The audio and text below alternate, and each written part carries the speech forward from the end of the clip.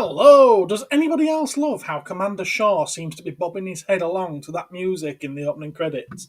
It's just like me and Andy. And yeah, alright, well, Ed wasn't bobbing his head, he was just kind of. He was like this. Sorry, it was what? Hello, everyone! How are we? It's that time of fortnight again. It is. It is, yes. It's exactly that time of fortnight again. It is indeed. Now, just before I sat down here to start getting ready for this, I saw some rather sad news. So I don't know if you guys are already up to date with it, but Michelle Trachtenberg, who played Dawn in Buffy and many other characters in other shows, sadly passed today at 39 years old. Oh, I can't say she can't be any age. No. I was completely shocked by that one because I didn't know that there was anything wrong with her, if indeed there was. But Did you what of? It didn't say anything in any of the articles that I came across. But yeah, so That's incredible. rest in peace, Michelle. It's weird because I was literally only watching a clip of Buffy with her in the other day. That's really odd. Yeah, very, very sad. That's very sad.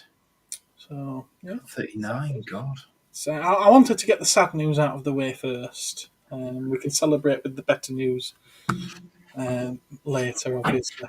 So yeah, very, very sad. Gosh. So yeah, tonight it's myself, Gareth, your CosmicToyMan.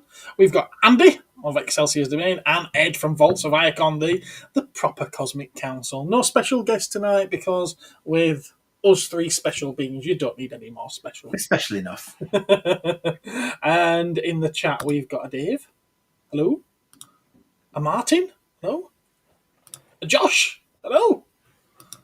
And you're saying hello to yourselves just to make more work for me. Hello, Buford.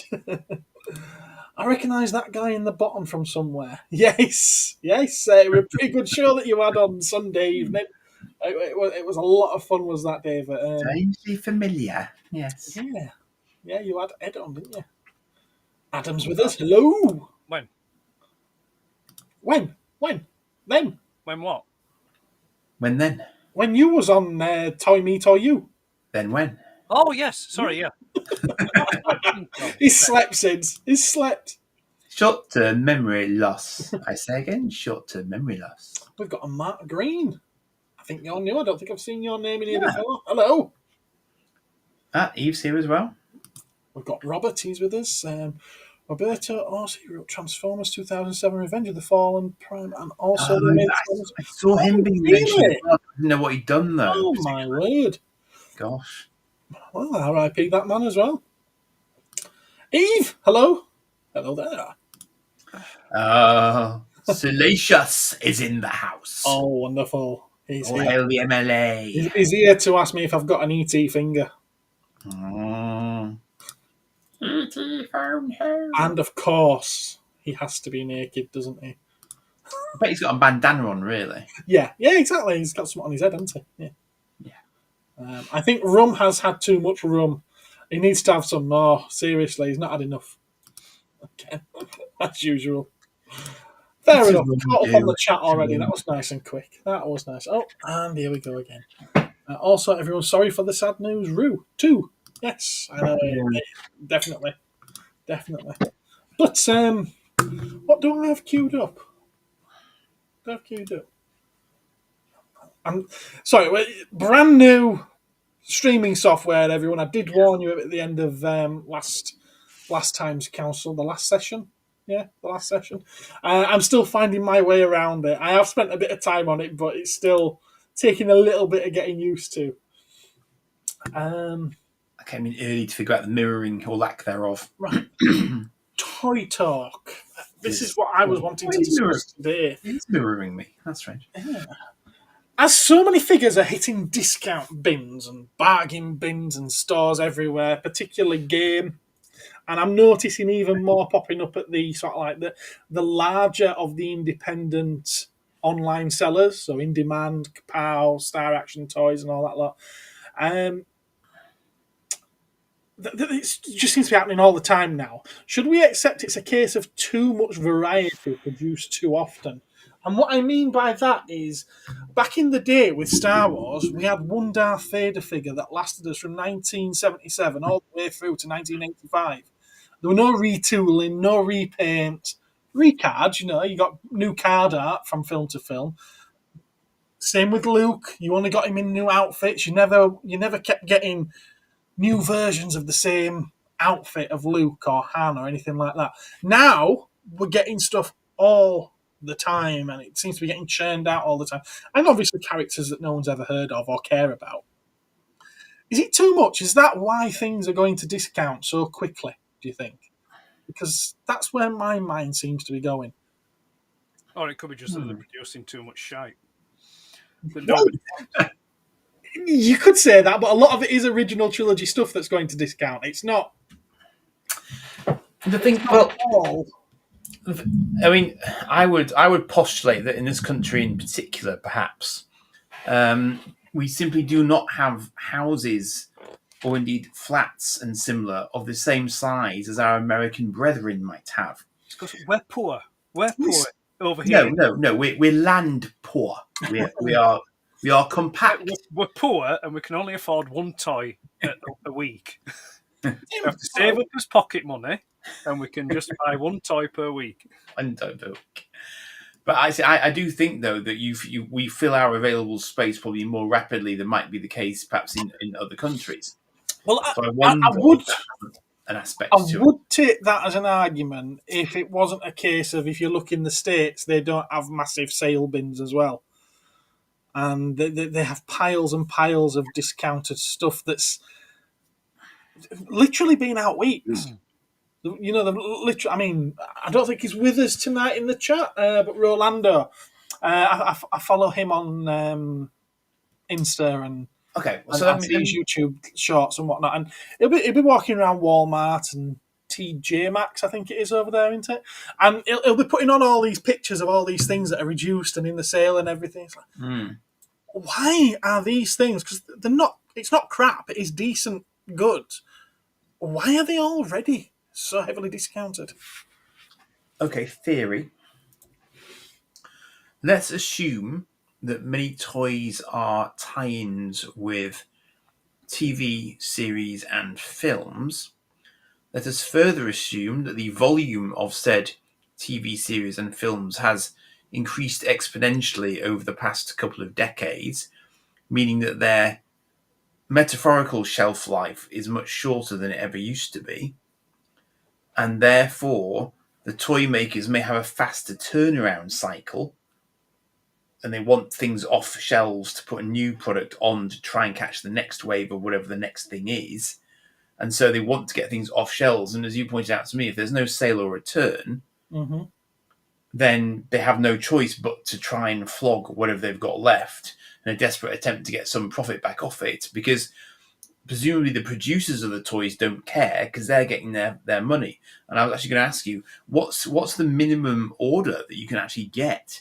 Because if the minimum order is quite large, then naturally the stock on the shelves will be quite large, even if there's very little demand for it, and then it's evaporating demand extremely quickly.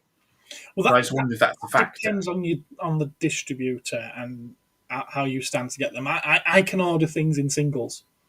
Okay. I tend to get them a little bit later, and they tend to cost a little bit more than what it will cost your other buying in bulk, stockists.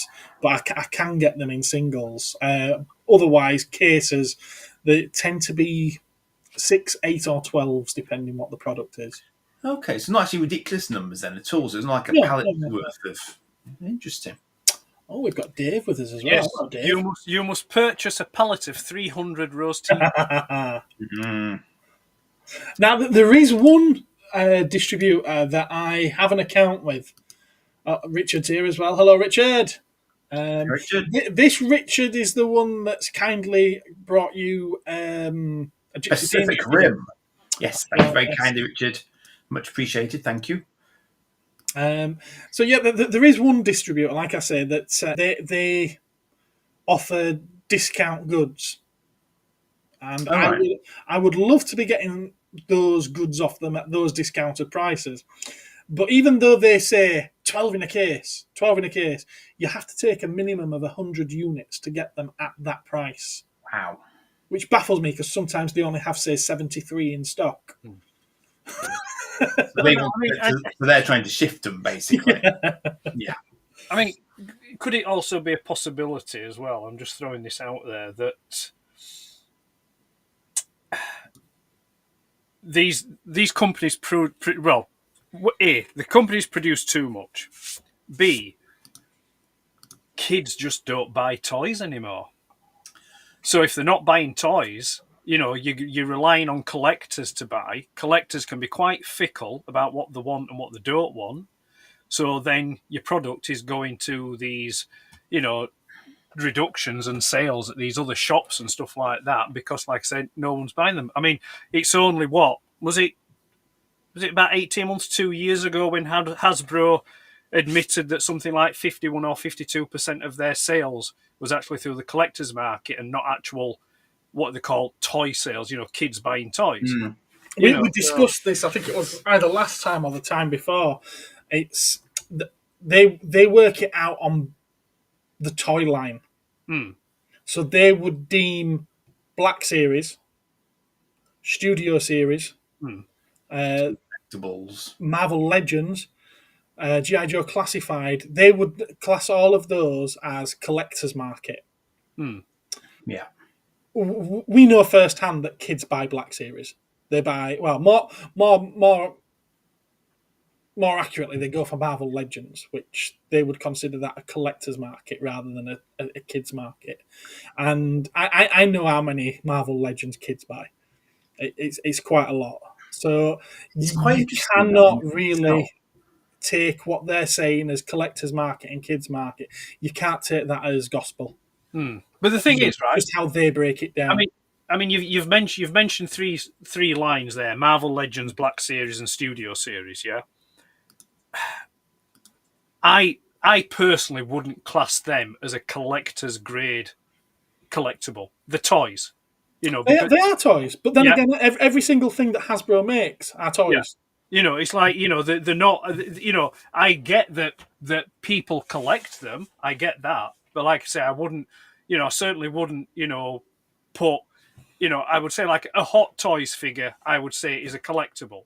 Yeah, but Hasbro don't sell Hot Toys figures. No, they don't. But what I'm saying is, for Hasbro to consider Black Series to be a collector's line, I think is kind of like a bit assumptive of them. I'm just explaining how they're coming up with the figures that they're. Yeah. And the thing is, and you wouldn't find Hot Toys in bargain bins. Let's face it, which is a bit of a shame, but yeah. Take you back a few years and show you some of the Force Awakens figures that ended up at very cheap prices. But the other interesting thing, of course, as well, is that there's also a fundamental shift now because a lot of people will go, Amazon or wherever. So the physical stores are also up against that. So even if they could sell them, are they actually getting footfall to sell them? Do you think that the content that these toys are based on, do you think that they're aimed at kids?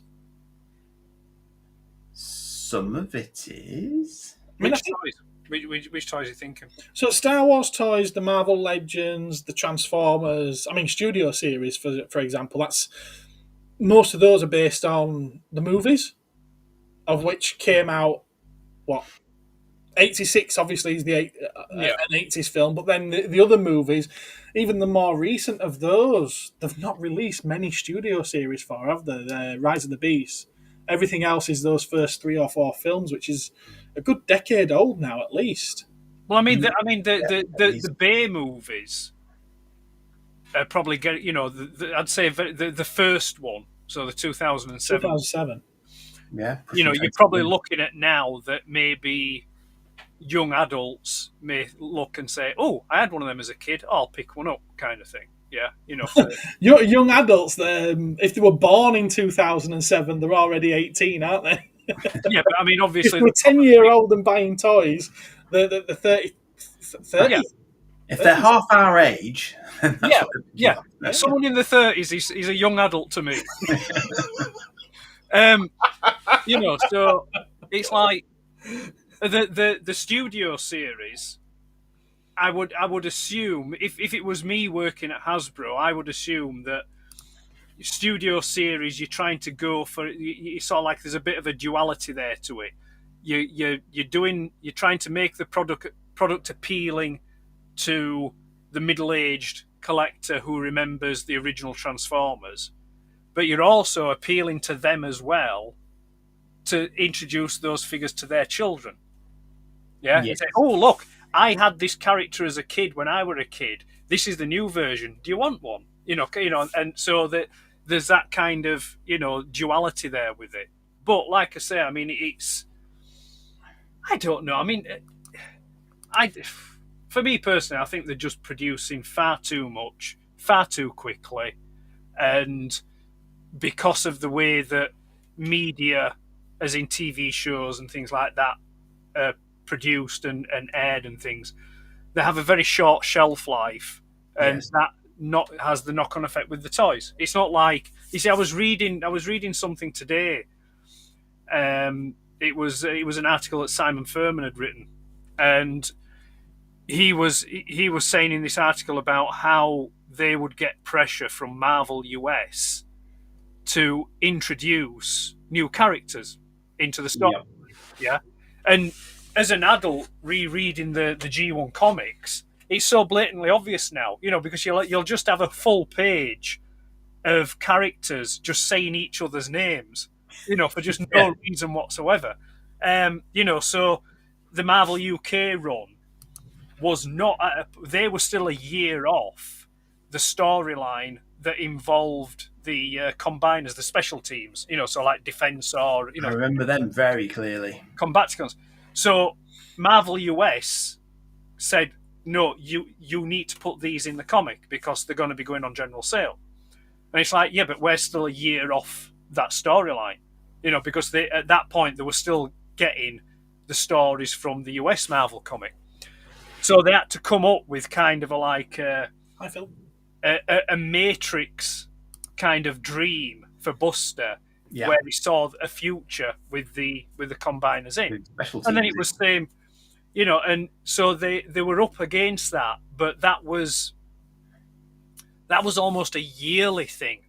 It wasn't like a seasonal thing like what I think it is now, especially with TV shows and things like that. So I think maybe we did get there was a change in the board constantly changed when I was a kid with toys. Like you get new toy lines coming out, or you get new updates or different characters. But like you said, you didn't get variations of characters. You got that character, but then you got a new character. Mm-hmm. It said, it was more of a year thing. So like 84, you got your 84 line of Transformers. 85, you got your 85 line of Transformers. Where now you'll get, I don't know, you'll say for sake of argument, you'll get Mandalorian Season 1 airs at the beginning of the year. You'll get the figures for that. Then towards the back end of the year, when it sort of like you'll then get the solicitations or whatever, or even probably partway through the season, you'll get other characters that have been introduced. So so it's just a constant. It seems to be more of a constant bombardment now. But it's quite interesting. I mean, some of it must have to do with their ability to manufacture things at pace as well. Because if you think about it, back in the day, and when I look at my Dinky catalogues from the 70s, they had the same toys in year after year after year. It was constant, so there was no mad rush to get the latest thing. It was just a very gradual sort of introduction of things. But that was the thing. That was I've forgotten the guy's name now, the Lesney guy. And then like when it went to Matchbox, his fundamental rule was with the Matchbox size cars that the one car that they constantly produced was the London bus. They always had to have a London bus in production. It's still true. Yeah. David's asking, does it not depend on the character? Do we see many Darth Vaders compared to Rey in the bargain bins? Interesting. At the moment, there's no raising bargain bins because they've already been sold or probably incinerated. There's not been any new Rey figures now for quite a while, but Darth Vader figures, we're getting them. There's certainly been one or two released in the past year alone, and yeah, they have been discounted. I've currently got Luke, Han, and Leia versions of all three of those at discount because they're not shifting. And I know if you look at the other larger sellers, it's the same as well with them. In fact, I was quite surprised to see that they're now taking pre-orders on stock that's coming in to be discounted, which that blags my head. That really blags my head. Does that one, David? But the thing is, I think ultimately, whether it's Hasbro, Mattel, or whoever, I think ultimately they're probably going to be the masters of their own demise. I agree.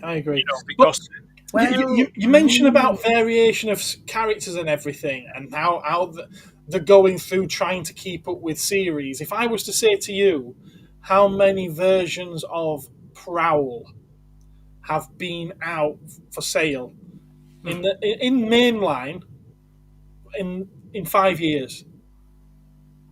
I think there's probably going to be quite a few variations of them.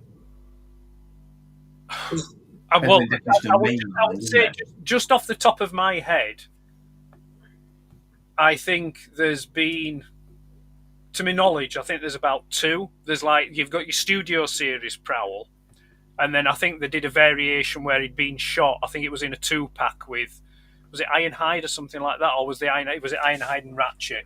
Right, well, from the top of my head, I can think of Siege. There was one for Siege. There was one for Earthrise. I think there might have been one for Kingdom. Right, there's certainly been one at least one in Legacy. I was going to say, not my Prowl. Yeah, but that's what I'm saying though. So yeah, it's the character of Prowl, but it's not the same character. It's a Prowl from a different series. Yeah.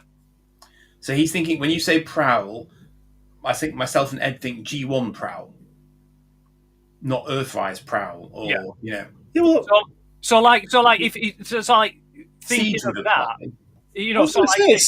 Siege, Kingdom, and Earthrise and whatnot. That's pretty much G1. Is that? I don't know much about Earthrise. It's the same thing. Well, they're taking a G1 character, but it's not an actual G1 universe or in the strictest sense. G1 typically refers to the original run. The original run.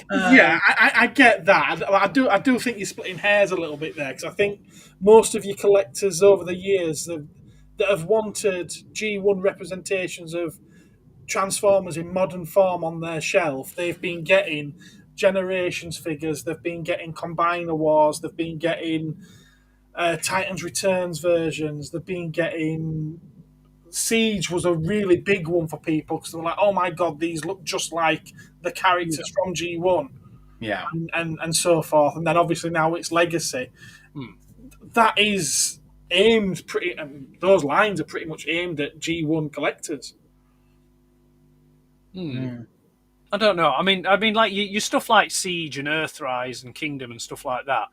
They're toys that are produced to back up a cartoon. They're aimed at kids. They're producing a cartoon for kids to watch, to buy the toys. But obviously, I think you're relying there on the fact that the kids have got access to streaming services where they can watch these, like Netflix or something like that. But no, I kind of get what you mean. Yes, okay, you've got different versions of Prowl. Yeah, but it's not strict in the strictest sense the same Prowl. Yeah, it's not like say it's not like say, for example, if in like G1 you got your Optimus Prime. Oh, then we're going to do an Optimus Prime from that episode where his arm looked blue. Oh, then we're going to do an Optimus Prime where he hasn't got a faceplate on his over his mouth, So I would say that's sort of like produced, and you were using the same mold but just changing the colour or removing something, I would see that as producing a variation of the same character multiple times. But if you've got like a Prowl from Earthrise, that's that Prowl from that particular cartoon. Then if you get a Prowl from Kingdom, that's that particular Prowl from Kingdom. If they're different, if it's a different mould or a different style, then that could be taken as two different characters. It's two different representations of Prowl. Yeah, it's not like it's not producing the same one. So there are examples where they've actually used the same mould for Studio 86 and either a Siege or a Kingdom or a whatever figure anyway. Oh, yeah. Hasbro will do that. They certainly can't be that far apart from each other when it comes to appearance. I'm not talking about the character inside the head. I'm talking about the look of the toy. Right, well, yeah, if you're talking about reuse of a mould for a toy, then yeah, but that's always happened as that. But, but if you're assigning a specific name to a... I mean, it's like, you know, probably the best example, well, the best two examples are probably the Seekers. You know, so you Starscream, Thundercracker, Skywalk, Dirge, Ramjet, and Thrust. You could also say Prowl again, because you've got Prowl, Blue Streak, and then you've got Smokescreen. Although Smokescreen did have a slight retool. Then you've got Jazz, and you've got Stepper, or Ricochet, depending on what you want to call him. You've also got the Lamborghini, so you've got Sideswipe, and then Red Alert, and then later on you've got Deep Cover, and, you know, all like the Eobby Special. So, you know, the reuse of a model. I just picked one name of a Transformer that I knew there'd be multiples of. It's just an example, that's all. It doesn't have to be bang on. But yeah, McFarlane Batman, I don't know what he's thinking of with all those Batman figures, but yeah, you know, it is what it is, isn't it? I mean, the thing is, well, the point I think I was going to make a little while back was, and that's why I was asking you about how many you have to buy as a minimum. If Hasbro know that shops will take a certain minimum of each line that they produce, do they care if they sell? Well, no, they don't, because well, they do because the shops won't continue taking new lines if the previous ones aren't selling. Why would shops keep ordering new Transformers or new Star Wars figures or new Marvel figures? Well, yeah, but Hasbro might sell. But wouldn't Hasbro be able to say to them, though, you've got to take a minimum to keep on buying from us? So when they do bring out a more popular line, when the shop wants them, the shop's got to keep their hand in with them, you know, to actually take them and get them. If you buy direct from Hasbro, you've got, well, going back 15 years, you had to spend $55,000 a year. Right, there you go. With Hasbro, which is why it's mostly distributors that buy from Hasbro or the big boys. You see, I don't suppose... I mean, in my opinion, I would assume that Hasbro don't care. Hasbro will do a production run of a particular toy line. They sell it once it's out of their warehouse and they've got the money for it. I don't see them caring a jot, you know, because Hasbro will be thinking 3, maybe 4 toy lines down the road. Yeah, so it's like, right, okay. So I mean, I'll just take for example, right, okay. We're offering Earthrise figures. Right, okay, there you go. Thank you for the money. There's your product. See you later. They don't care anymore. They've got the money for that run of figures. It's off. So then, you know, so they're already planning on Siege, Kingdom, or whatever, you know, so they're already 3 or 4. It's quite similar to the car industry. Yeah? So, like, you know, by the time a new car hits the showroom floor, as long as they get it sold, they're not bothered afterwards because they're already planning the next 2 or 3 models that come after that. Yeah, as long as they get their money back for that production run, they don't care. You know, so after it's left their warehouse, if it ends up in a bargain bin, they're not bothered. You know, they've sold their allocation, they've got their money for it. Balls to it. Which brings us to another question as well: is, you know, how much is that in reality? What is their actual cost per unit these days, given presumably how efficient the production lines now are? You know, how much would they actually have to clear to break even? Probably not that many. And also as well, I would assume as well, to some degree. Good evening, Patrick. Hasbro will produce with volume of sales in demand. sales and demand. So they may short produce particular lines, and then later on, then do another run of it. Yeah, I mean, we've seen that with figures like GI Joe Classified. So that they'll sort of like sell their main batch, and then they'll probably just do another. They'll be like, "All right, that one was popular, right? Just switch over, do another run of maybe a few thousand, and then we'll close that one off." Yeah, because I can't see it benefiting Hasbro, for example, caring whether or not what happens to their product once they've got their money for it.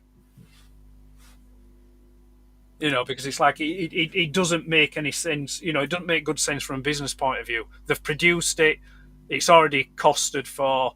As long as they get their money back, who cares? Well, you don't think there's any knock-on effect whatsoever from tons and tons of a certain company's stock sitting on shelves? There's no knock-on effect of that. Well, no, because at that point, so say like let's take for example the Rose Tico figure, yeah. Yeah. So you've got 10 shops that buy direct from Hasbro, and they've both like all those 10 shops have got say 50 Rose Ticos sat on the shelves doing nothing, yeah. All that means is that those stores won't order any more Rose Ticos. It doesn't mean they won't order any other figures. They'll still... Isn't that what I said earlier, though, and you've been arguing against me? No. Well, no, I'm not. You've just narrowed it down to Rose Tico, whereas I'm talking about an entire line. Yeah. And I said that if people aren't buying Marvel Legends, which Legends is probably a bad example, if people aren't buying Black Series, they're going to stop buying Black Series for the shops. And therefore, Hasbro is going to end up not making as many Black Series because no one's buying Black Series. I think Ed's point you is like picked a particular one, used exactly that same logic against me to fight my battle for me there. Well, I think Ed's point is slightly different, though. I think what Ed is saying... And let's face it, Hasbro's never made another Rose Tico figure since. No, but I think what Ed's saying is a slightly different point in so much as there's always going to be a turkey in any given line that isn't going to get chosen to be... I agree with that. So they might reorder the line, but just not that particular figure, assuming they can be that picky about it, You see, the thing is, Hasbro won't care that a shop has got 50 Rose Ticos that they can't shift. They won't care because they've been paid for those, so they don't care.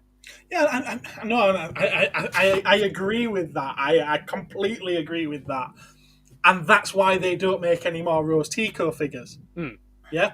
But if people are now sitting on loads and loads of Mandalorian figures, which they are sitting on loads of Mandalorian figures, is there going to come a time when they're like, well, no one's buying Mandalorian figures, let's not make any more Mandalorian figures? Well, but it's going to be, interestingly, that it's going to be the shops that lead that decision rather than the consumers, because it's the shops making the buying decisions as to what to put on the shelves. Yeah, I mean, isn't it? If Mandalorian figures aren't selling, say like if a particular case assortment of Mandalorian figures aren't selling, then like I say, that's at a shop level. Hasbro won't care because, like I say, Hasbro have got their money for that assortment of figures. Yeah, so all it will mean is that the retailers won't buy that assortment of figures from Hasbro. So Hasbro will look at that and think, right, okay, that assortment's not working anymore. We'll stop producing it. And that brings us back to the question that I asked pretty much at the beginning. Is that why they keep churning out different figures? You see, the one area where they do lose out here is in shipping costs. If they are sending out stuff, I'm not quite sure what my point is here, actually, but Hasbro aren't losing out on that because we pay for it. I suppose so. But assuming they recover their manufacturing, their postage costs. But I was just getting around to that HasLab point that Patrick just made, because if you can precisely predict the number you need to make, you make zero wastage. You're not sending out stuff that won't sell, but obviously it does notionally sell from their point of view because they are paid for it. So, yeah.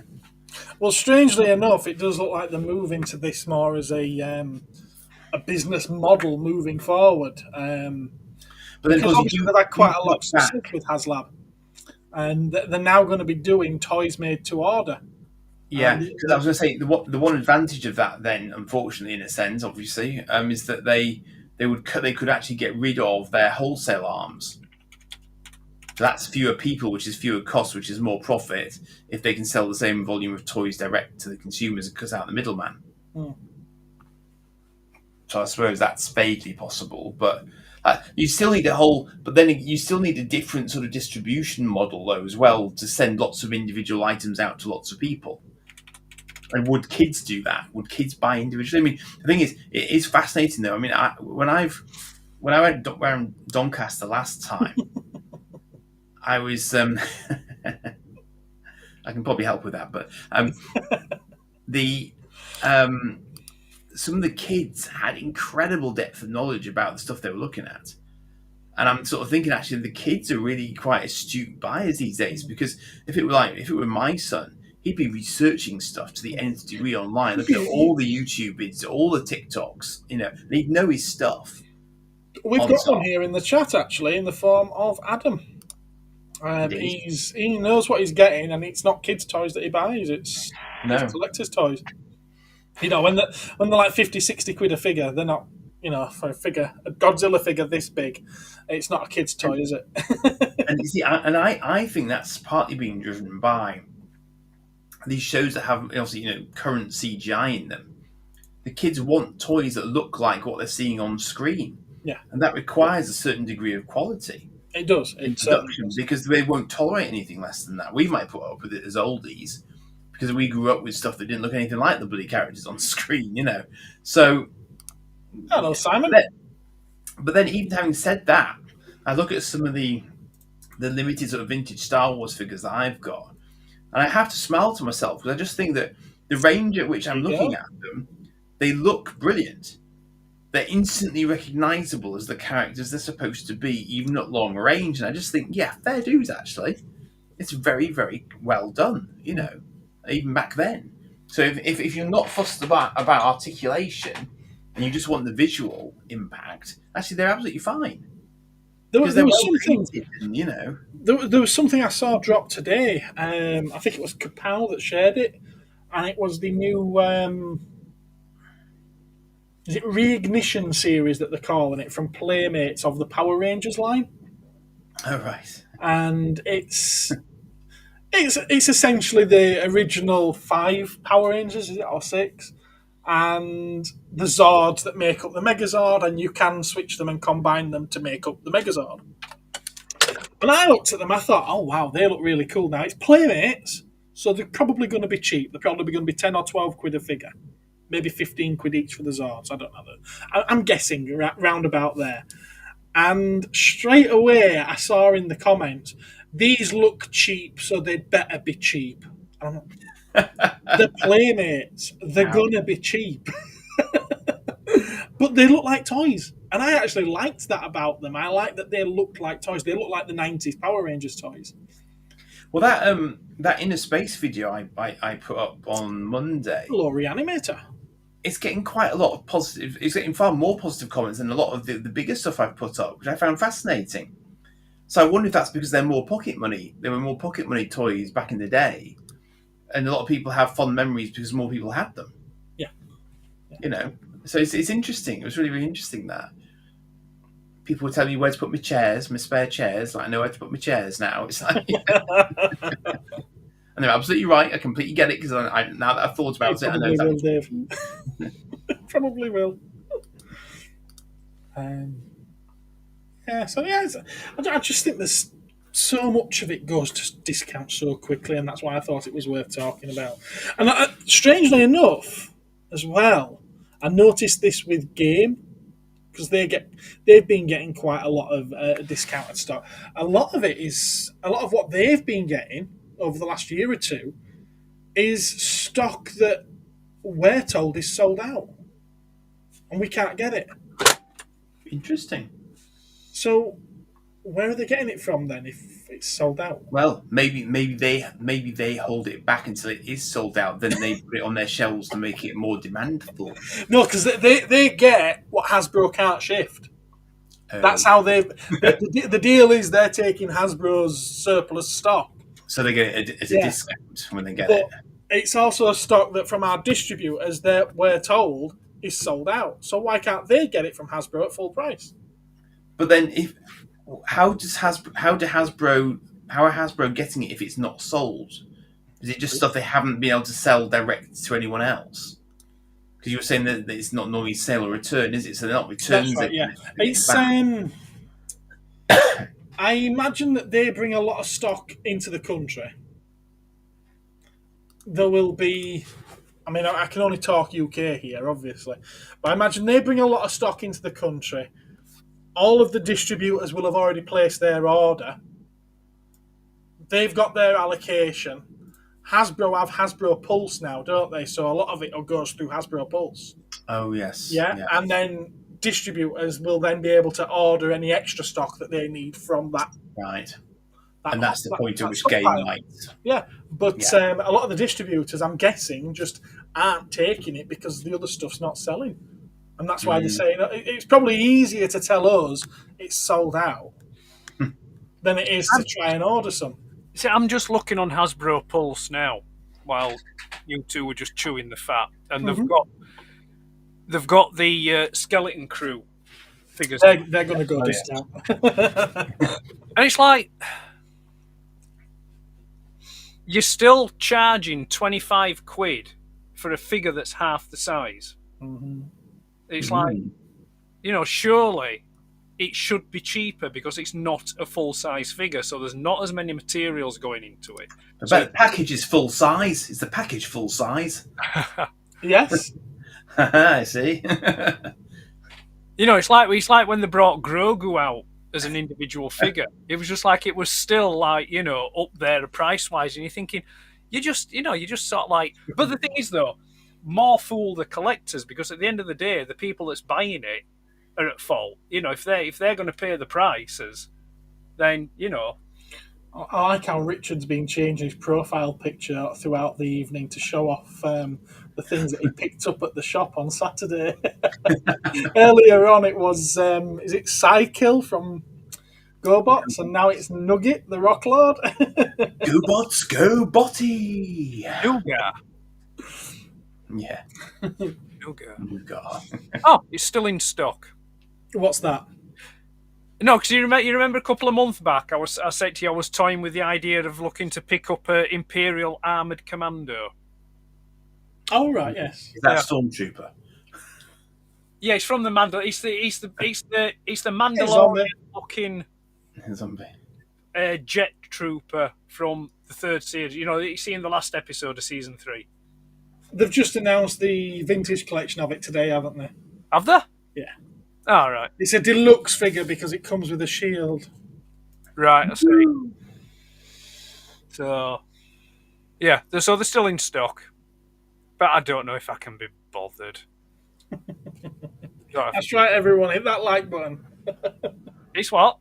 Zombie is asking why there's only 6 likes when 23 are watching. Hit the like. Well, actually, that were interesting because I was just going to say you can't see on here how many people are watching. You can. It's up in the top. Top where? It might be for you. You Not see it. Oh well, I can see it.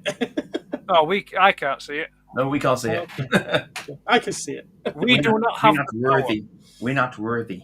No. I have the power. Anyway, is it time to move on to a different topic? Go on, then. Go on. We'll move on. What are we gonna? So we've done 45 minutes on that, haven't we? Oh wow. Well, 40 because I think we did a little bit of chit chat beforehand. Right. Okay. So the next one, I've got 3 topics here. Okay. Which, I don't like topics. Can I have a marathon instead? Yeah. I've got 3 topics here that all kind of lead into one another, and it's going to make up the bulk of the show, which is why we're quite happy to spend a bit of time on that. So Oh, that's nice. Here we are. Can Doctor Who regenerate? There's news, or at Yes, least he can. Right, moving on. at least very heavy rumours that Ncuti Gatwa, I believe that's how you pronounce his name that begins with N, is quitting the Doctor. Yes, he's walking away. Because apparently he's got many, many movies lined up for him in Hollywood. And Doctor Who is sullying his name because of the state that the show's in. It's like, well, I'm sorry, mate, but you made this bed, you lie in it. And pasture's greener on the other side of the Atlantic, shall we say. So apparently he's quit. He returned to film a regeneration scene by all accounts. We've also got the fact that Russell T Davies, who apparently is around for the long term, who's never worked on more than one project at a time, is moving on to work on another project for Channel 4. Oh. Now, apparently, he's still doing Doctor Who, but he can't do two things at once. So, is he still doing Doctor Who? Disney have not signed up any more money to the BBC for anything after the second series that's still to come. So, is there a future for Doctor Who? And if there is, what do they need to do to make it a success again? Because it hasn't been a success for at least 10 years now. At least. If I was to care, I would suggest maybe benching it for a couple of years and then coming back and just reboot it again. Just reboot it again. Well, I say reboot it again. Maybe just reboot it. Just start again fresh. So it's a separate. It's a different Doctor. It's still the Doctor, but it's a different continuity to what we've had previously. So you would think a complete reboot? Yeah, I think a complete reboot. Yeah, because unless they're prepared to kind of surgically remove everything from Capaldi onwards, then I think it's earlier than that. No, I think for me personally, I think Doctor Who ended being good with Matt Smith. Cast Trump as Doctor Who. So I think unless you're going to surgically remove everything from Capaldi onwards, then So you've got, from my point of view, you've got Missy. You've already done a big thing for Doctor Who for me is the Doctor's a bloke. The Master is also a bloke. Time Lords don't change sex when they have a regeneration. And that's something that they brought in under Matt Smith. Well, no, they hinted at it with the Corsair. They hinted at it with the Corsair, but then under Matt Smith as the Doctor, they introduced Missy.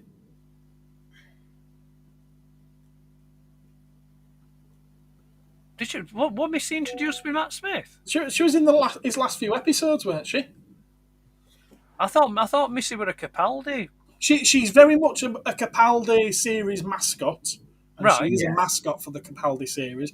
But I'm sure that she was introduced with Matt Smith. Right at the end, I believe it was. Right. Oh, I can't remember that. Well, I mean, Either way, they certainly did it with the Corsair. I like what Blackadder's just said. Paul McGann should wake up in the TARDIS and say, "What a strange dream I had." was it under the Matt Smith's episodes where just that random Gallifreyan regenerated? No, Capaldi shot somebody on Gallifrey and he turned into a woman. Right, that were a Capaldi. Yeah. Because the Doctor shoots now, doesn't he? Well, I mean, that's the thing. I mean, I don't know. Only Time Lord will regenerate, and he asked how many regenerations he had before he shot her. If you see what I mean. I do genuinely believe that some things do have their day, and then it's time to just leave them where they were. Yeah, and I think maybe. Perhaps I don't know. Perhaps Doctor Who is just one of them, because I don't think it's. I think some of the old school fans don't like the new stuff, and maybe have gone towards the Big Finish stuff. The Big Finish stories. I don't think. Well, I know from my children that since Matt Smith, they just couldn't give a monkeys. They've just like, no, this is terrible, and they're like, they fall within the sort of like 16 to 18 bracket, yeah. So like, post Matt Smith, they couldn't give two monkeys. A lot of the old school Doctor Who fans, like, I mean, I consider myself an old Doctor Who fan. Like my first Doctor was Tom Baker, so it's like, yeah, I couldn't give two hoots. But it's just, I don't know. And I think if you take the viewing figures as any kind of indication, if that was a show on any other channel other than BBC, it would have been cancelled many years ago. Yeah.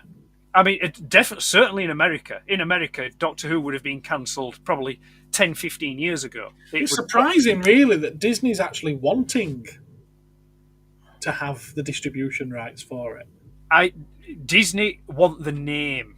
They're just scooping everything up. I mean, they want the name and just the extra content. I personally don't believe Disney give two hoots about it. Apparently, they're not happy with it. Yeah. That's what I'm saying. If they didn't care about it, there wouldn't be behind-the-scenes rumours that they're not happy about it. Apparently, they told Davies that they didn't want it changing. They wanted Doctor Who to be Doctor Who. And that's one of the reasons why they're not very happy with it. I think it's had, clearly it's had an identity crisis, which is somewhat ironic for Who. Yeah. I was, while we were talking there, I was cogitating about the way in which Star Trek has gone. So, if you think about the sort of recent examples, Lower Decks, very much enjoyed it, but it's a different take on Next Gen. It was more tongue-in-cheek. Obviously, it was animated, but it was in a time zone that everyone was familiar with, and it stuck to Trek rules pretty religiously.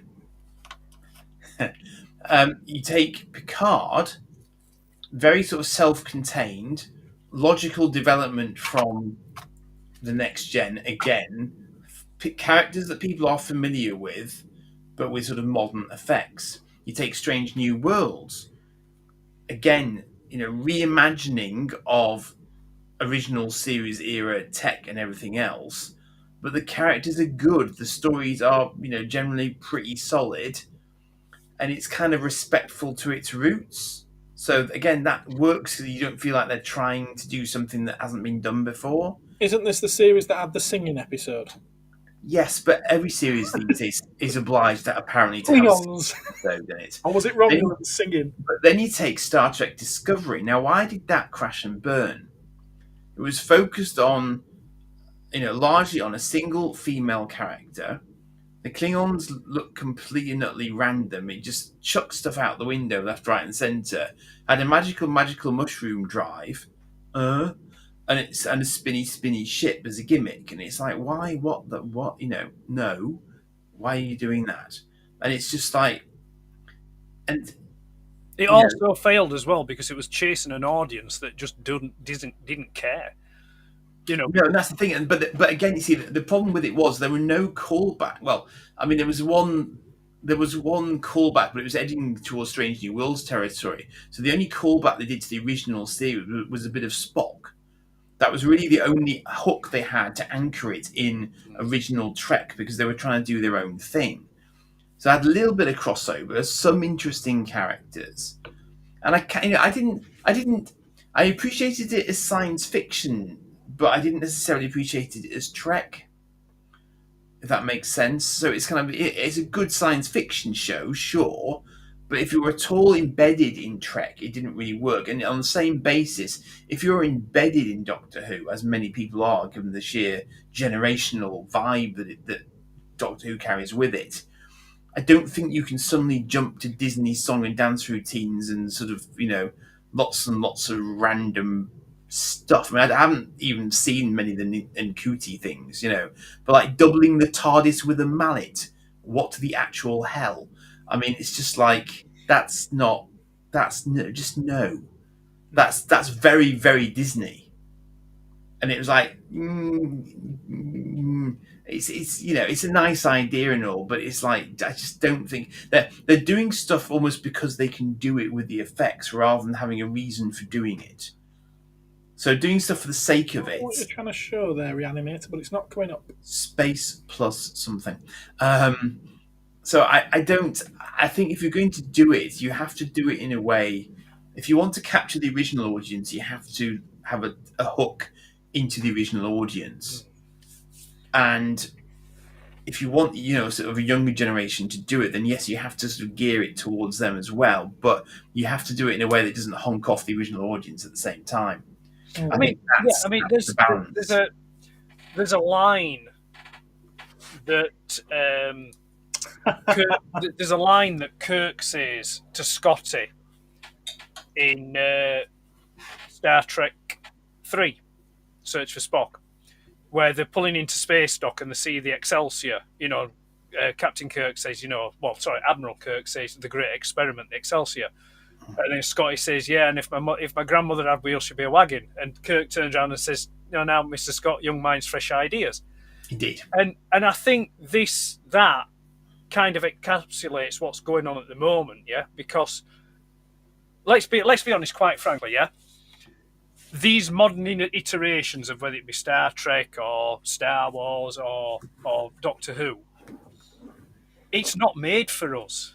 It's made for... Oh, they've made that very clear. It's made for a younger demographic. It's made for the people that they're trying to capture with it now, yeah? Yeah, I mean, Russell T Davies specifically said, if you're a middle-aged white man, Doctor Who is not for you. Yeah. Which is and then he's scratching his head to ask where the audience has disappeared to. But the thing is, though, it's not a new concept, because obviously back in the 60s, when Doctor Who first started, that show wasn't made for the 30 or 40-odd-year-olds. No, it wasn't, no. Yeah? So I think... It was always made as a family show.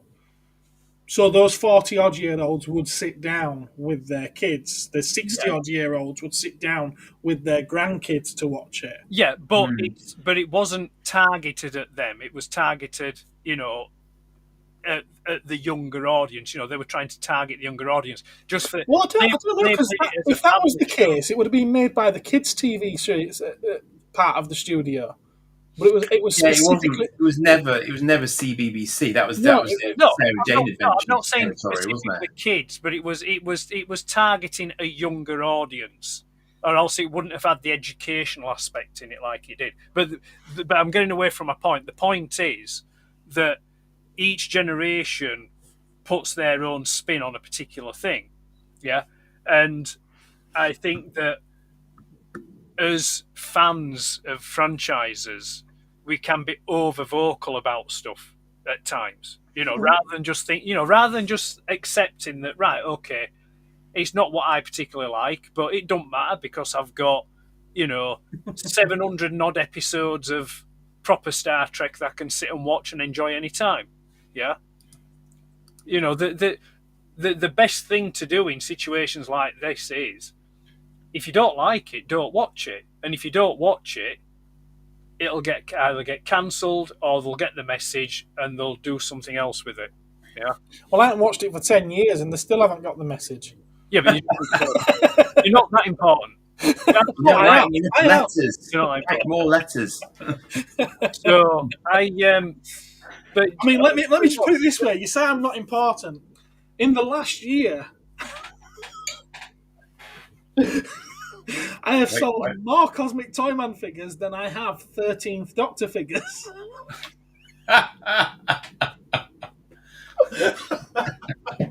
But as a ratio, has there been as many you need to Toyman figures in a different direction? But no, getting back to the original point, it's like, yeah, Doctor Who. Yeah, I personally think it should stop for a few years. There we are. That's one of them. And Maybe come back in a few years and just be completely and utterly rebooted, start again from fresh.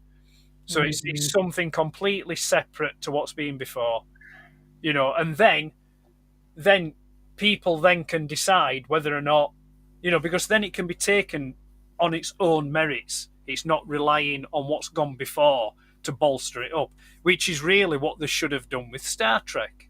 Well, it's what they did do with the 2005 reboot of Doctor Who. Yeah, but we all know it was linked to the old series. Yeah, but it wasn't. On screen, it wasn't linked to the old series pretty much until Matt Smith came into it.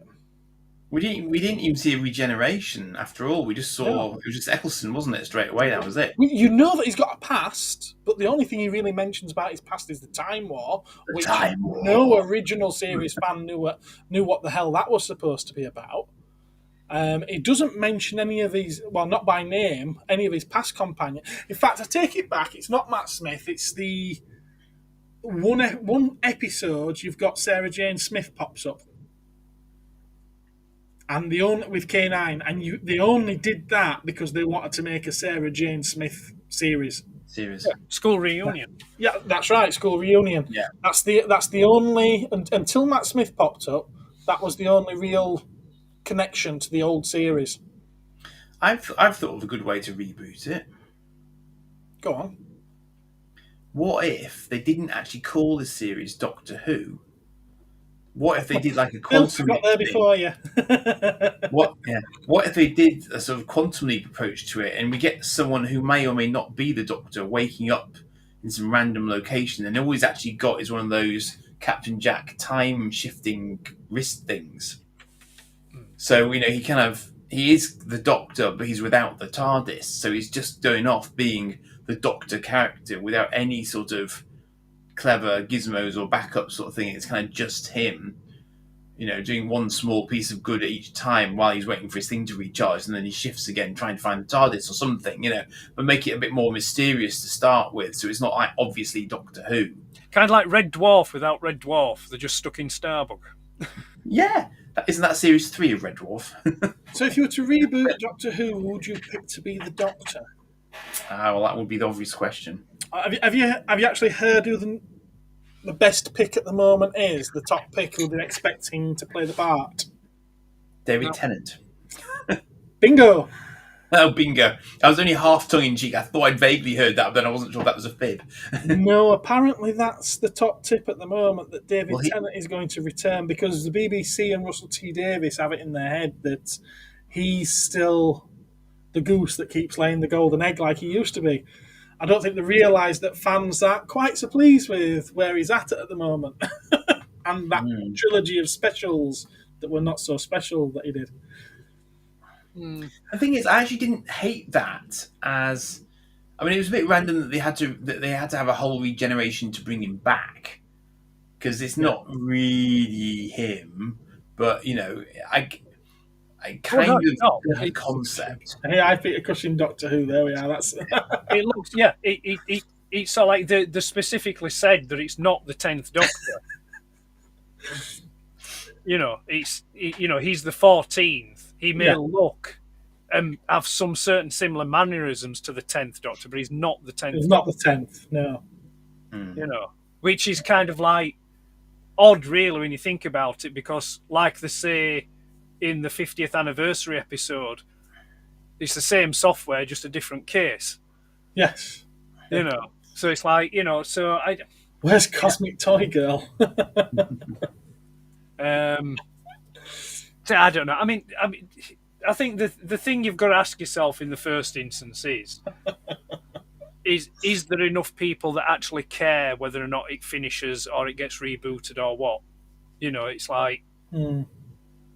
I did see a few picks today for apparently the bookies have got down for the next Doctor. So, I think that tells you all, doesn't it? That the bookies are already putting odds out as to the Doctor. It's like he's done.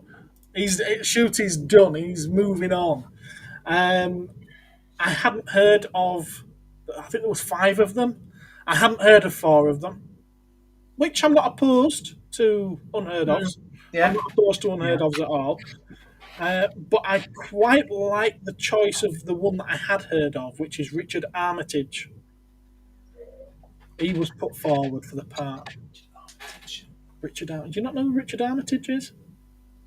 It's ringing a vague bell, No. but I'm really not as up No to my idea who it is. as I might be.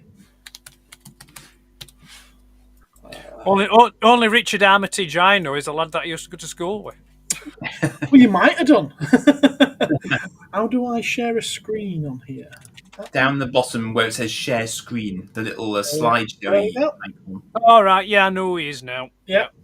Yeah. But, because I mean, I haven't put it on, have I? There we go. They were in The Hobbit.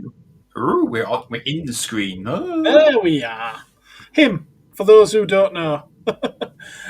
He's a damn good actor. He's a very good actor. And I think he could play the part of the Doctor, but I'd actually rather him play the part of Master. Yeah. And not just because of the beard, but I have seen him in some things where he plays quite a dark role. And yeah, I could see him very much as the Master. Very, very much. Oh. There we are. I'll put us back where we were. There we go. I like that, Richard. Doctor, where has the audience gone? Or maybe they should... Quantum Leap. Fantastic series is Quantum Leap. Well, that was kind of where I was going with my idea. You see, my idea would have been Quantum Leap. I think he picked up on it. Yeah. Maybe they should get Sandy Toksvig as the next Doctor. We're not having Pedro Pascal. He's destroyed enough things. No. Like I said, no, I don't think anyone cares. Well, no, some people will care. There will be a small audience that are still with it, and will no doubt be upset if it does finish. Eve knows her geeky stuff. She knows her geeky stuff. That's good. Completely stopped watching Doctor Who after David left again. A past Doctor should not be regenerated again. They died. You can see them again through time travel. That's a good point. Maybe sort of like a pertinent question to ask is, like I say, is Doctor Who as a series, is it still relevant? Yes, I think that's the thing. I think Doctor Who is always irrelevant. It's about adventure. It's about exploration. It's about companionship and all that stuff. So, yeah, I think those kind of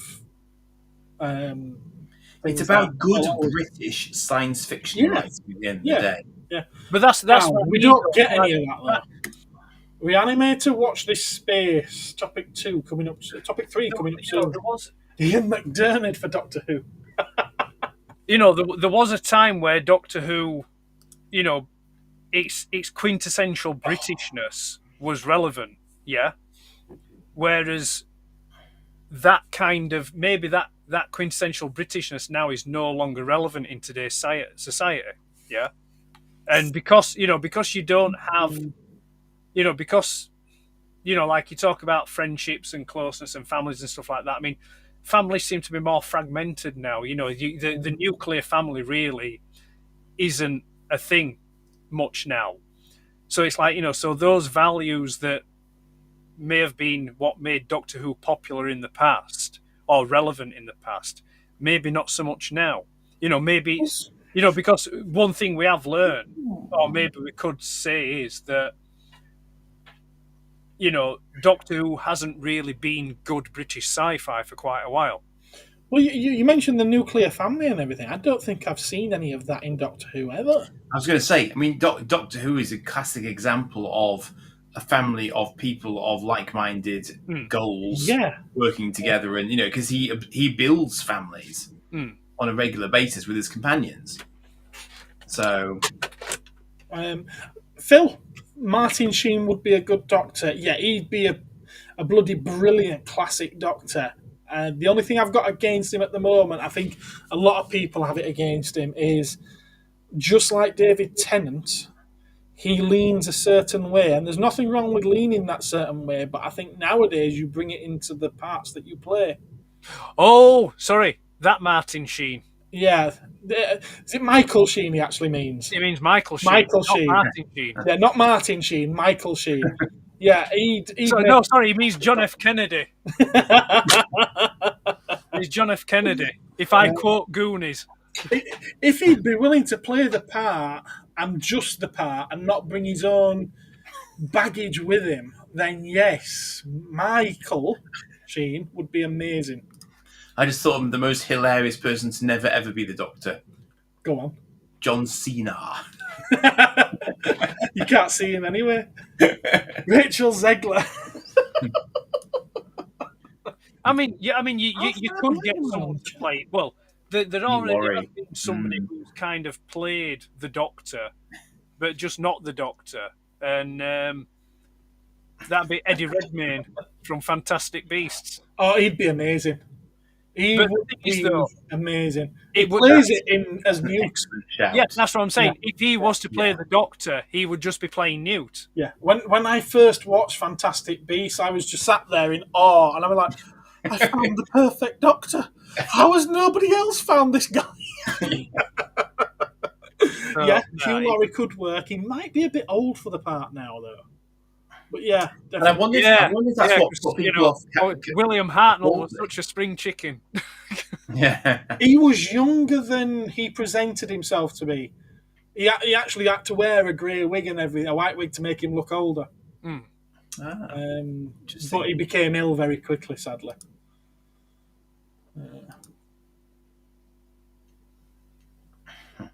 But yeah, I do take your point though. But can you go back to that kind of Doctor? What? I mean, when you've said yourself that times have changed. Could you go back to such an old man as the Doctor? I thought Capaldi was relatively old. Yeah. Compared to Tennant and Smith and Eccleston, it was immediately a different vibe, I thought, putting someone like that in as the Doctor. No, Martin. No. Don't encourage him, Dave. Eddie's too big for Doctor. Probably, but what was the last thing he did? Okay, hello, Gap. How are you? I'm laying in bed trying to get rid of this. You still got this flu? Jesus. It is actually flu, right? Not something else. Wow. Sandworm number 2 from Dune would be the great Doctor. Jesus. Jim Parsons. Yeah, but if Jim Parsons would just end up, it'd just be Sheldon Cooper. Yeah. He's also American. No offense, Gap. Yeah, I don't know. Like I say, I think it's yeah. Give the Doctor a rest and bring back Blake 7. Just bring back some good British sci-fi. It's been 5 weeks. Jesus Christ. Gap, you need to get The thing is, though, right? He's like the thing is about bringing these things back. Yeah, I tell you a good example, and it's a recent example. I've over the past week, I've kept seeing the adverts for it on telly. They're bringing back Bergerac. Yeah, I've seen the trailers for this. Yeah, and it's like immediate from the outset, it just comes across as just absolutely depressing. You know, it's all like, because it's all like they've given the main character of Bergerac. You see, like the original Bergerac with John Nettles was quite an upbeat character, where this version of Jim Bergerac is kind of like he's an alcoholic. He's kind of like is going through a divorce or something. He's a bit psychologically disturbed, and it's like, why do you need to do this to these characters? Yeah, why does everyone have to be edgy? Yeah, why can't you happy? not like just someone? I mean, to be fair, I mean this is why.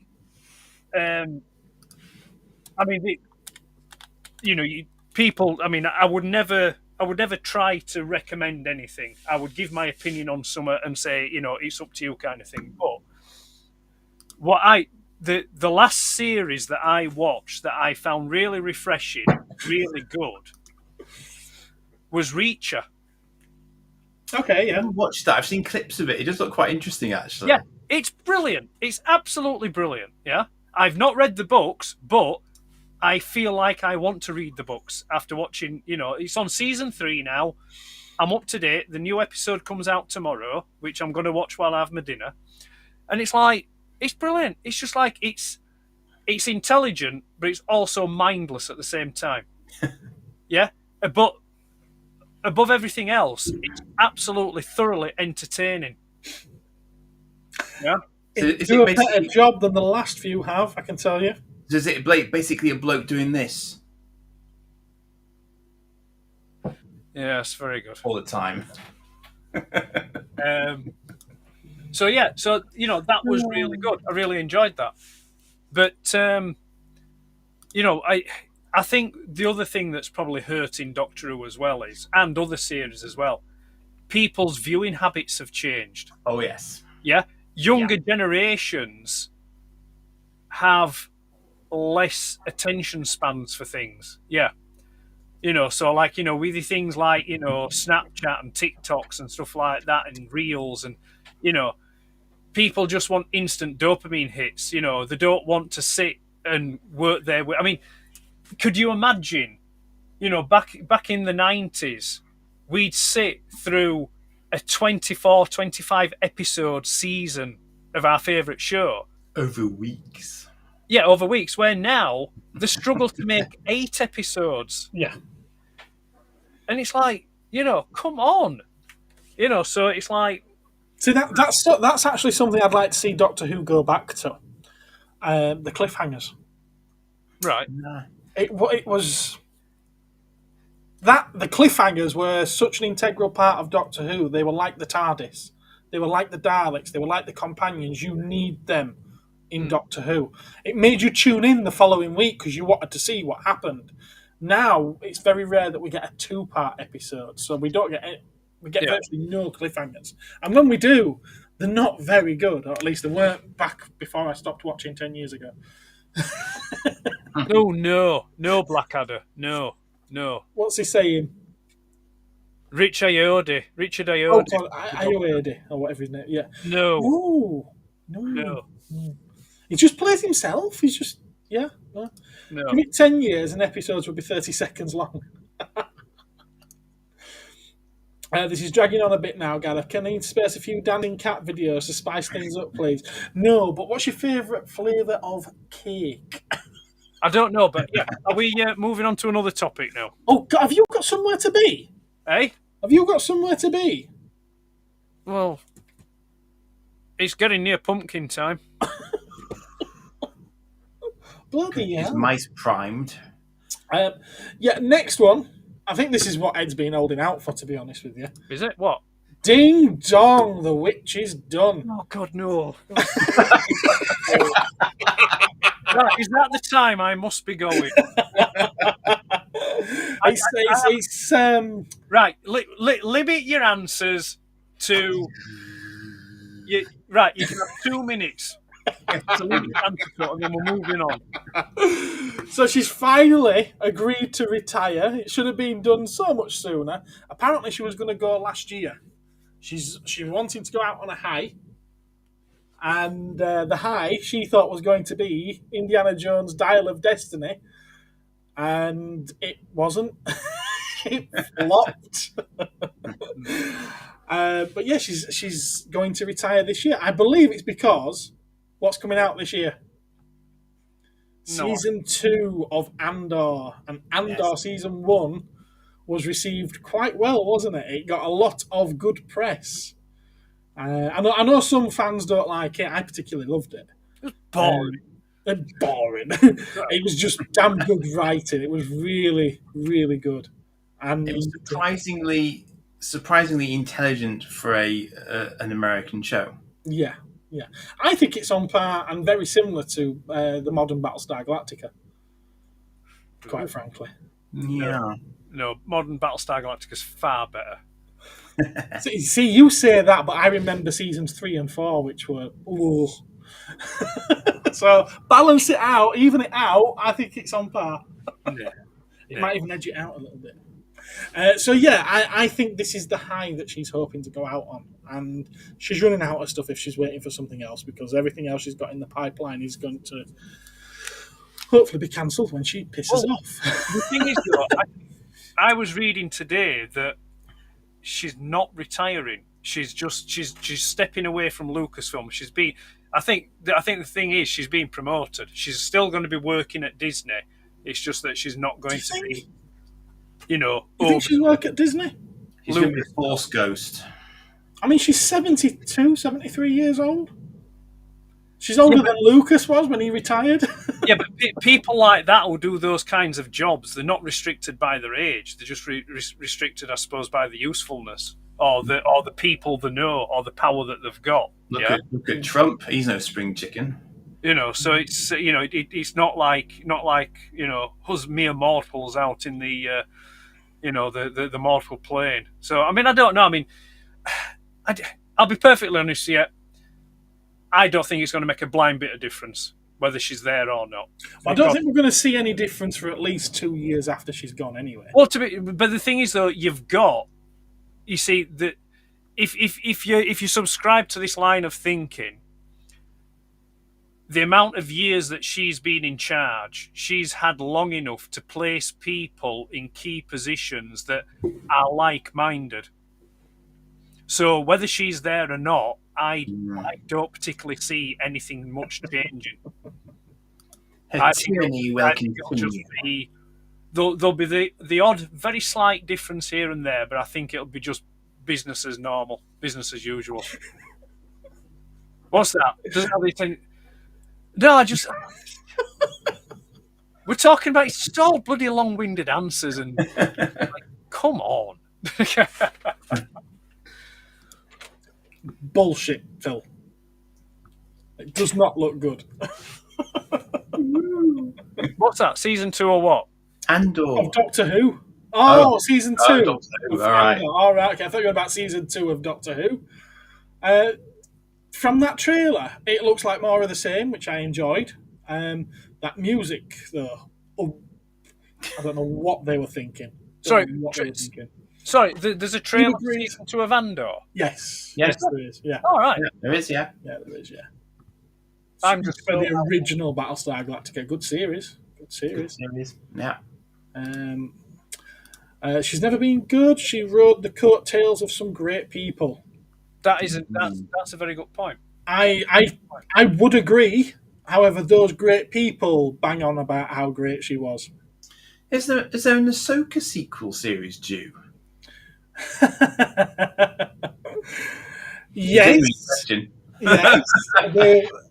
There is an Ahsoka series due, but they've also said that they're only going to do one Star Wars series per year now. And obviously Andor is this year's. That would be number 1, yes. Next year, I forget what it's supposed to be, but it's not Ahsoka. They're also talking about a second Obi-Wan series, so we don't know when this next Ahsoka series is going to come. Mm-hmm. Yeah, it could be a long way off. Stick her in the fridge next to Walt Disney. Oh. Should be working on a hot dog stand at Disney. I don't think that's the promotion that Ed's referring to. Gareth giggling away. Yeah, because I see some of these chats. That's why. Obi 2. Is that supposed to be next year? Or is that... Did you say that before me? Obi 2. George Lucas coming back, or was I dreaming? No, George Lucas isn't coming back, sadly. Only person that will be great for the rest of time is Peter Cullen. I don't think he's got much time left. Sorry, did I say that out loud?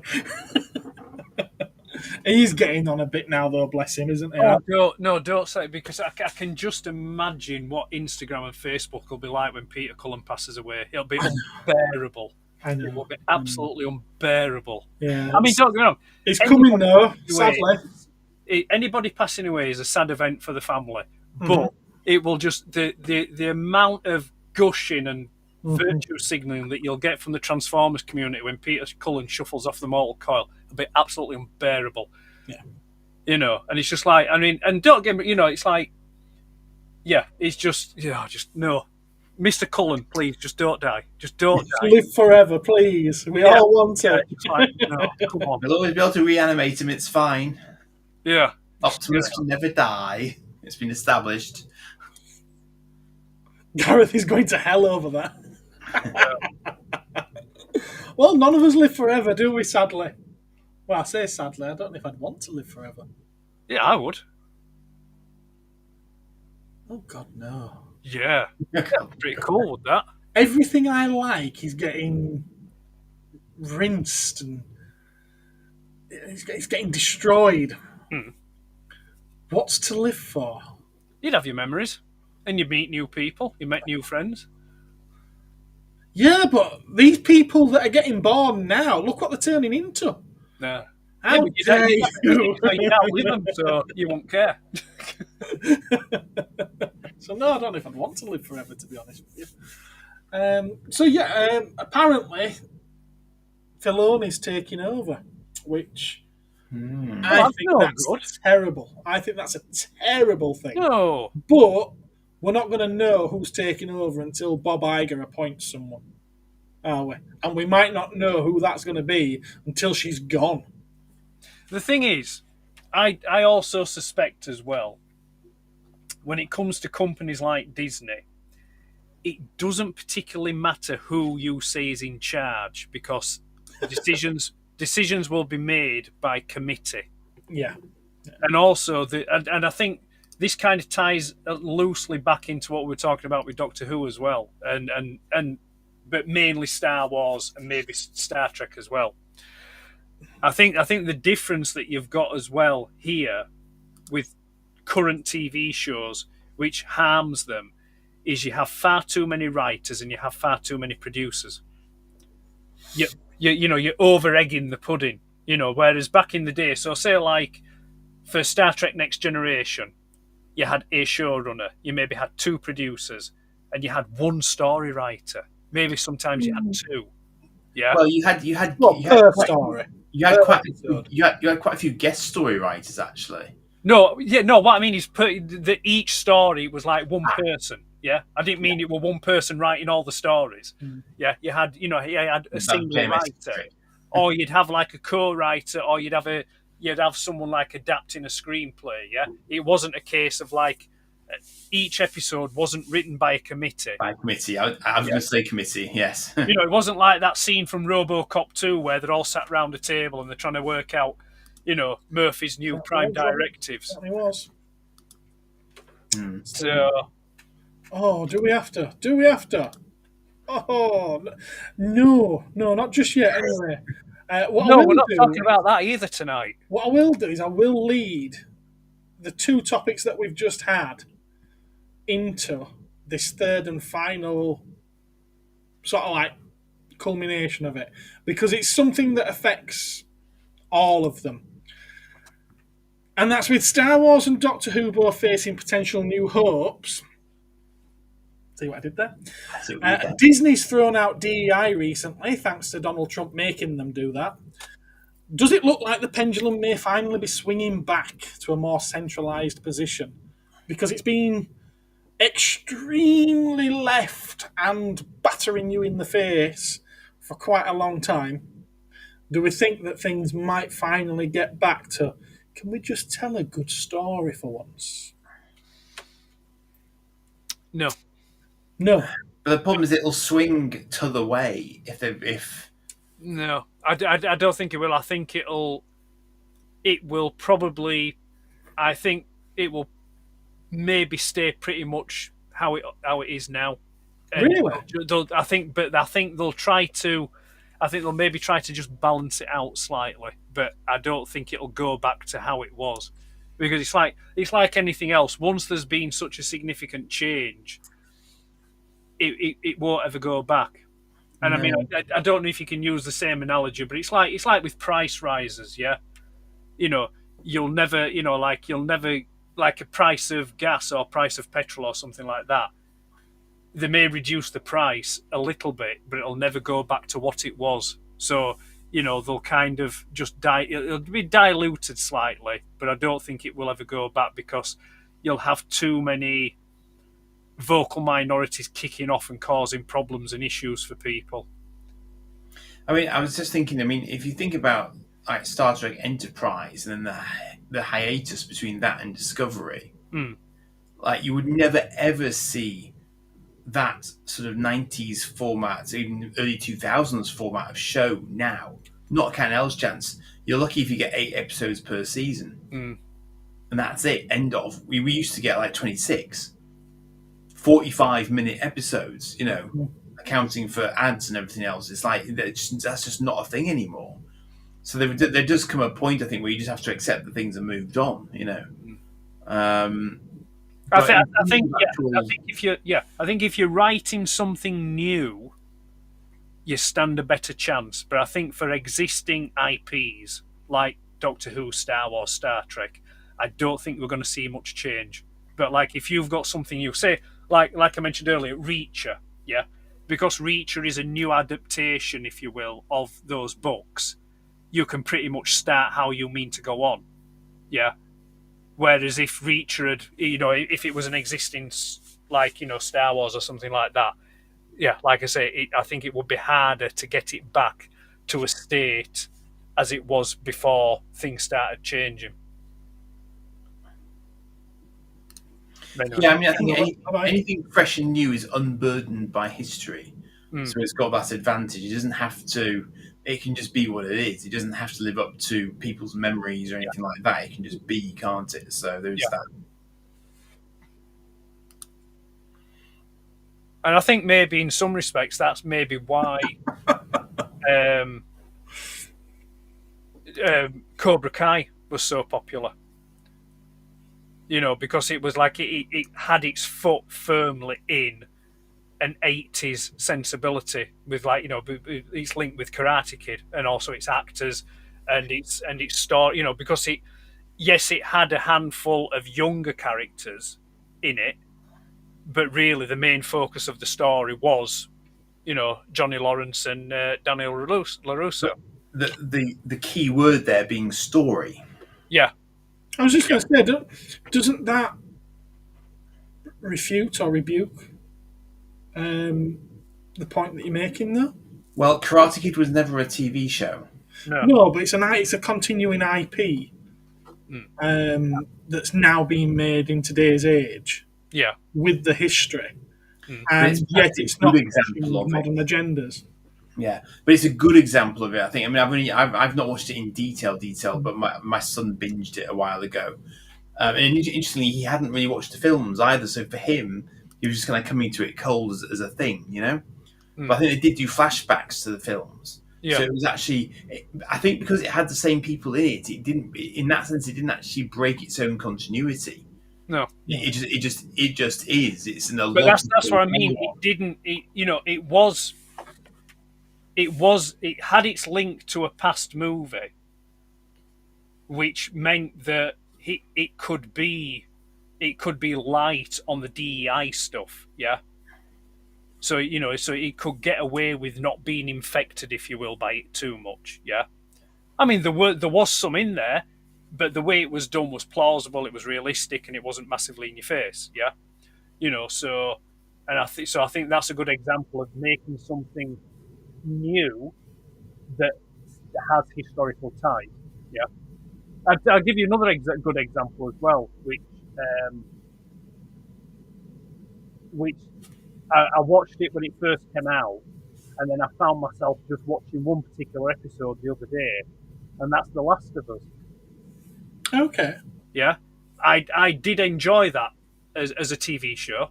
Yeah. There were some questionable aspects about the game, and there was some stuff I thought, well, I don't know, But then I watched the series, and I did find it quite enjoyable.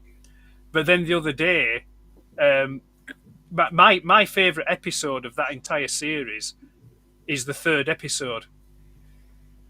Where it focuses on the two men, who sort of like who are living in isolation, kind of thing, and it's just a beautifully written episode, and it's really good, and I think for me that's a good example how those kind of subjects should be dealt with and done in a TV series, rather than it all being absolutely like massively in your face and over the top and things like that. It was a good, because it got over. It was just a lovely episode. It was a lovely story. You know? I've yet to watch The Last of Us. I do remember there being a lot of complaining over the casting, though. Yeah, Mostly because they went down the DEI route, strangely enough. no, the only, I would say the only person that was miscast for me in that show was the actress that they got to play Ellie. That's the, you know, because I don't think she's a particularly great actress. She's quite young, isn't she? If it's who I'm thinking of. It's her that she was in Game of Thrones. She played. We won at Bannerman at Starks, but I can't remember what the family name was. But she was in that. She was in Game of Thrones. I mean, like I say, she's an okay actress. She's not great, but I personally feel that she was miscast in it. But other than that, yeah, it wasn't a bad. I quite enjoyed it. But you know, who knows? But what? You see, I quite enjoyed Fallout. I thought the Fallout series was a good working of the IP, and I wasn't even up on the more recent games. For me, it was where it harkened right back to its roots. I've only done Fallout 1 and 2. Well, I think that you see, I think that helps as well. That helps if you're not familiar with the existing IP, like The Last of Us. I've not played the games. Well, sorry, I started playing the games, but then I kind of like got distracted with other stuff. So I don't know too much about the games, so it didn't influence me on the TV show. Like Fallout's the same. I've never really played the Fallout games, so it didn't influence me towards the TV show. So I think in some respects that can be an advantage for you going into something. Yeah, it's quite possible. Yeah, I'm just started Fallout. Done the first 2 episodes, and I've got to say, so far I'm enjoying it. I don't think it's mind blowing or brilliant, but it's all right. It's good. Yeah, keep going. It's well done of its sort, I think. Yeah. Okay. We'll see how far we get with that one. Yeah. So I think this is the longest that we've ever spent on non-toy subject matter, but it all does relate back to toys and these TV shows and these movies. If it wasn't for them, we wouldn't be interested in the toys that we're interested in. Well, I believe Gareth had a toy-based Fallout item in his most recent video. I certainly did, yes. I certainly did. See what I did there? Yeah. But we will move on because we are here for the toys. So why don't we take a look at some very, very pretty toys? Has anyone got anything to show this week? Of course, Andy has. He never lets us side down, does he? Look at that smile. I like to do my homework. Let's have a look then. Will that one work? I thought we were going to be down in the bottom corner. Can I move us? No, I can just do that. See, I'm still working my way through this new software, ladies and gents. I could do that. I'll do.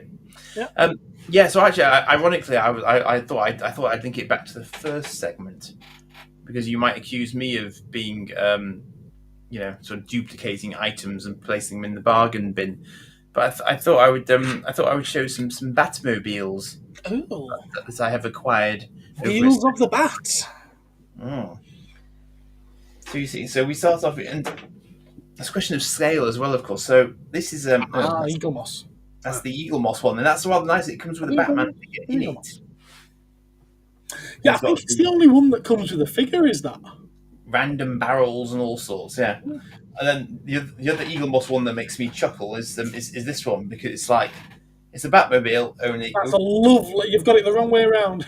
Sorry. There we go. It's the armoured Batmobile that looks even less like a Batmobile than the original one did. I stand corrected. Another one comes with a figure. Are they the ones that came with the magazines? Yeah, but I got them separately. In fact, I probably bought this from a certain CosmicToyMan, I rather suspect. Have you had it that long? Wow. Yeah, you had a number of these, and you probably still do have a few of these left over, I think. But I quite like them as a sort of display piece. Then they're nice because they come sort of in that pre-box state, you know. So this one These are all 89 Batmobiles, as you can probably guess. This is a 1/24 scale. So that's I quite like this one. This is a Jada. This is 1/24. That's nice. And it's got the pop out chain guns as well, which not all of them bother with. I do have the humongous Lego Batmobile downstairs as well, but for obvious reasons I haven't hooked that up. So does the engine pull out at the front? No. Don't think so. Anyway, I'm not going to risk it because it'll just break something. The cockpit slides. So the windshield sort of moves forward, but I think that's about it in terms of. I believe there's another. Isn't there another one of these that's larger and possibly electronic? There's the 1/18th scale one. From Jada. No, it was Hot Wheels that did it. Oh right, okay. I mean, the 1/18th one I've got, I think it's the Hot Wheels one, but it's from, was it 20 years ago? Is it something like that? 15, 20 years ago? That, yeah. So got some other ones here. Now, for some reason, a lot of them insist on putting the bat insignia on the top, which was not a movie thing. That's the Ertl. Well, that's the larger Ertl. Yeah. This is the Ertl. The Ickle Ertl. And then you've got the Micro Machines one. Yeah, I have actually, but I didn't bring it up here. and this is the Batman Returns Ertl, which is exactly the same, but it's a sort of matte black thing. It's shiny, and it's got a white bat logo. Literally, this is a very recent pickup. This one, so it's kind of it's just exactly the same mold as far as I can see, but it's just this sort of matte color, and they put a more sort of subtle bat insignia on it. I've also got this one, which is not. I don't know quite what scale it is. It's very similar to the Ertl one scale-wise, possibly even identical actually. 132. 132, but this is Bandai. Oh, is it? I thought it was Jada. It might not be 132 then. But it looks No, so this is a pullback one. So this is just a friction-based one. But again, it's quite. I didn't know it existed until recently. It doesn't do anything else apart from just pulling back and going. But that's just what I say. I just happened to pick it up in a random job lot on eBay, and I found out about this one, but it didn't cost a lot to get a whole bunch of them loose. So I thought, yeah, well, because I've got this one on a card, albeit a rather sort of pale card, but it is on a card. So this is actually the first time I've had it loose to actually have in hand. So it's quite nice to have all of them loose and carded. So yeah, those were my show and tells really. I'm waiting for some other stuff at the minute, but that's it. Yeah, I just have I don't know quite. I don't think I really set out to start collecting the 89 Batmobile in numbers, but it was just because it was Ertl, and I like Ertl stuff, as you know. So I just sort of just happened really. Okay. Well, in that case, it's turn.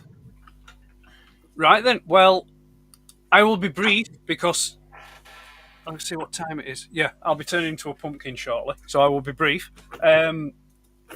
Inspired by. I went past it, Richard. Yeah, I don't know. Have you done it yet? The knockoff thing. No. Right. Well, inspired by the knockoff thing, something me and Gareth were talking about on Monday. Was it Monday? It was Monday. This Monday just gone, was it? Yeah. Or last Monday? No, I was up at yours I was at your house this Monday, sir. This Monday. A whole 2 days ago. Right, bloody hell, my memory is getting terrible.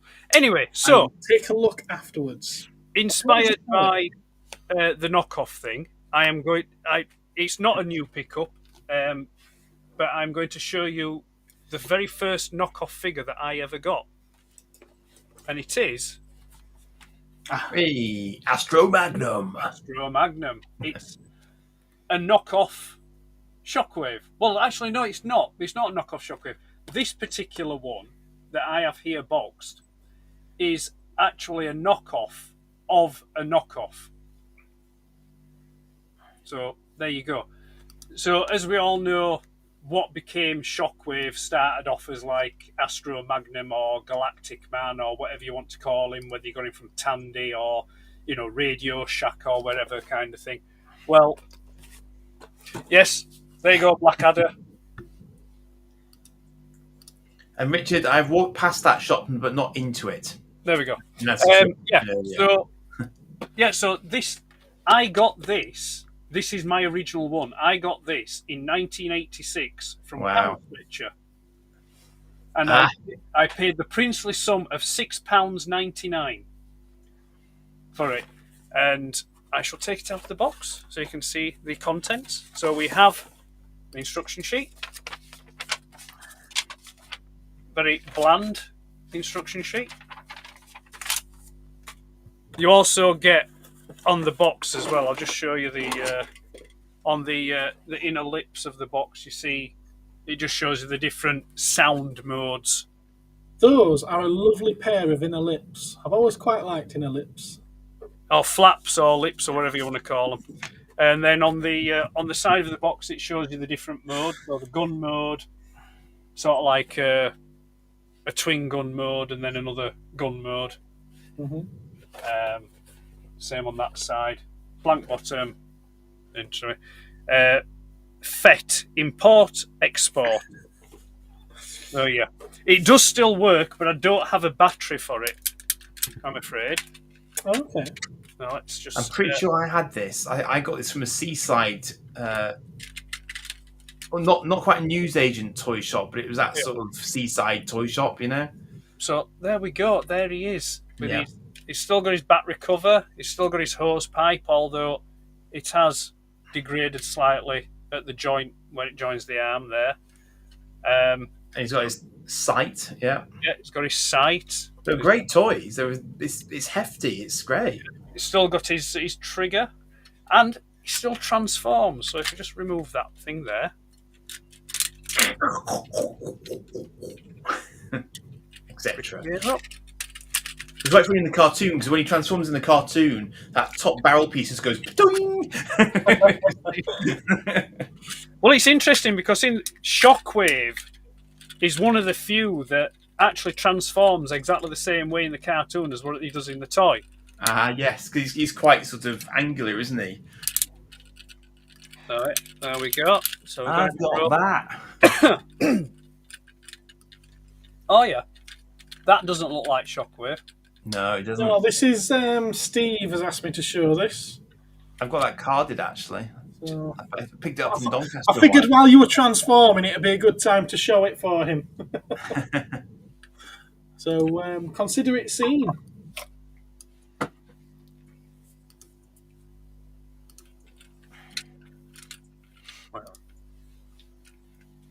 What sort of state of G1 Grimlock do you want, Patrick? That's the multi-million-dollar question. I don't think mine was expensive from eBay, but it depends how many bits you put in. Is now lost because they're talking Spectrum games. Spectrum. He's now in another world. So here we go in his robot mode. He's got kind of a translucently pink lilac. It doesn't really show well on this camera, but it's like it's a pinky lilac kind of colour, translucent plastic. Yeah. On his chest. Still got the stickers on top there for your sound selection. Cool. There's no die cast in this. It's completely bereft of die cast. It's all plastic, and it differs again from the other, like the proper Shockwaves, as it has a sticky out trigger. So it does. A flat trigger. He's rather happy to see you, isn't he? So yeah, that's my show and tell. So this is my my very first knockoff of a Transformer figure from 1986 from Pound Stretcher, £6.99, and it's still all here, all original and working. But as you say, is he? But he's not. Was he actually a Shockwave knockoff at the time, though? I mean, technically. No, like I say, this particular one. You see, because Shockwave was never available in the UK. Exactly. That's exactly why I got him as well when I saw it. So I know what that is. So this, like I said, this particular iteration is a knockoff of the Galactic Man, or the Astro Magnum, if you will. Yeah. That was originally released by, that you could buy in Tandy stores. I forget the name of the company now. Yeah, I knew it once, but I think it's gone. Radio Shack. It's the same company that produced... He's not a Diaclone, he's something else. It's not Radio Shack, no? They gathered the original G1s from quite a number of places. It's the same toy company that produced what they ended up using as Whirl and Roadbuster. Oh, I can't think of the name. wasn't Toku? Who did Tomy buy out? It's gone. Gareth, I can hear Gareth typing. He's googling it. I am. Google away. I'm sure it'll come back to me. I'll be in bed tonight, just dropping off to sleep, and I'll just suddenly sit up and I go, oh, that's it. So there we go. Yeah, that was my show and tell for this evening because, like I say, I've not had any recent pickups. Really. Takatoku. Takatoku. That's it. Right, my God. Yeah, I've not had any recent pickups that are that are recent enough to. What grey screen? Love the grey screen. I think it's when you closed down the Airwolf picture and it was just like a grey. Oh yeah. Oh, did it go to just a grey screen?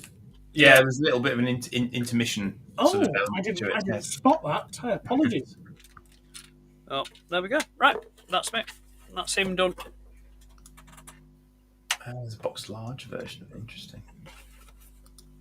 Yeah, because at one point, just as a little side note, at one point, this box, because back in the day when I used to play with my Transformers, last week, I used to keep all my Transformers in the outer box for a ZX Spectrum.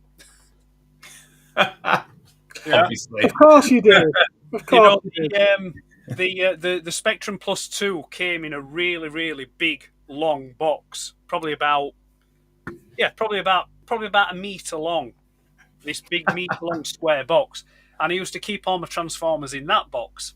So this box, believe it or not, I used to keep all my Action Force figures in this box. Well, Action Force, Black Hole, Battlestar Galactica, all my figures that weren't Star Wars used to be kept in this box. Cool. Cool. So there we go. Anyway, that's me done. It's still grey. Phil, refresh your screen or something. Yeah, maybe Phil's experiencing technical difficulties. What? Is it? Oh dear, let me have a look.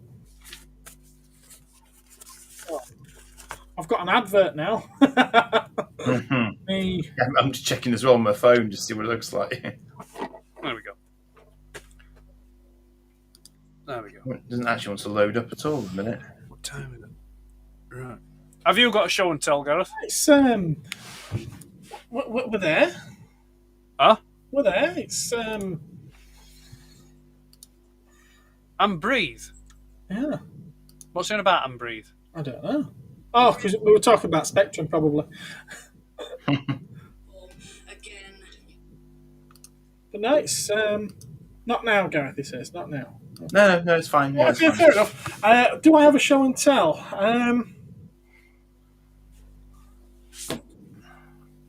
Okay. I got this little guy.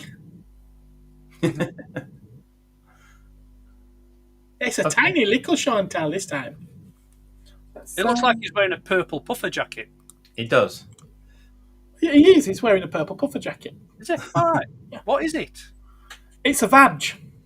A what? You heard correctly, sir. It's a vag. Right. V-A-G. Vinyl. Oh, you got these in one of those Japanese pickups or something, didn't you? Yeah, vinyl action gacha, I think it's called. Or gachapon. It's cool little... No, vinyl artist. That's it. Vinyl artist gachapon. And they do it... When they bring a series out, it's all that same sculpt, different colours. And I just love the purple, red and black on this one. So, because they are quite cheap. They are very, very cheap.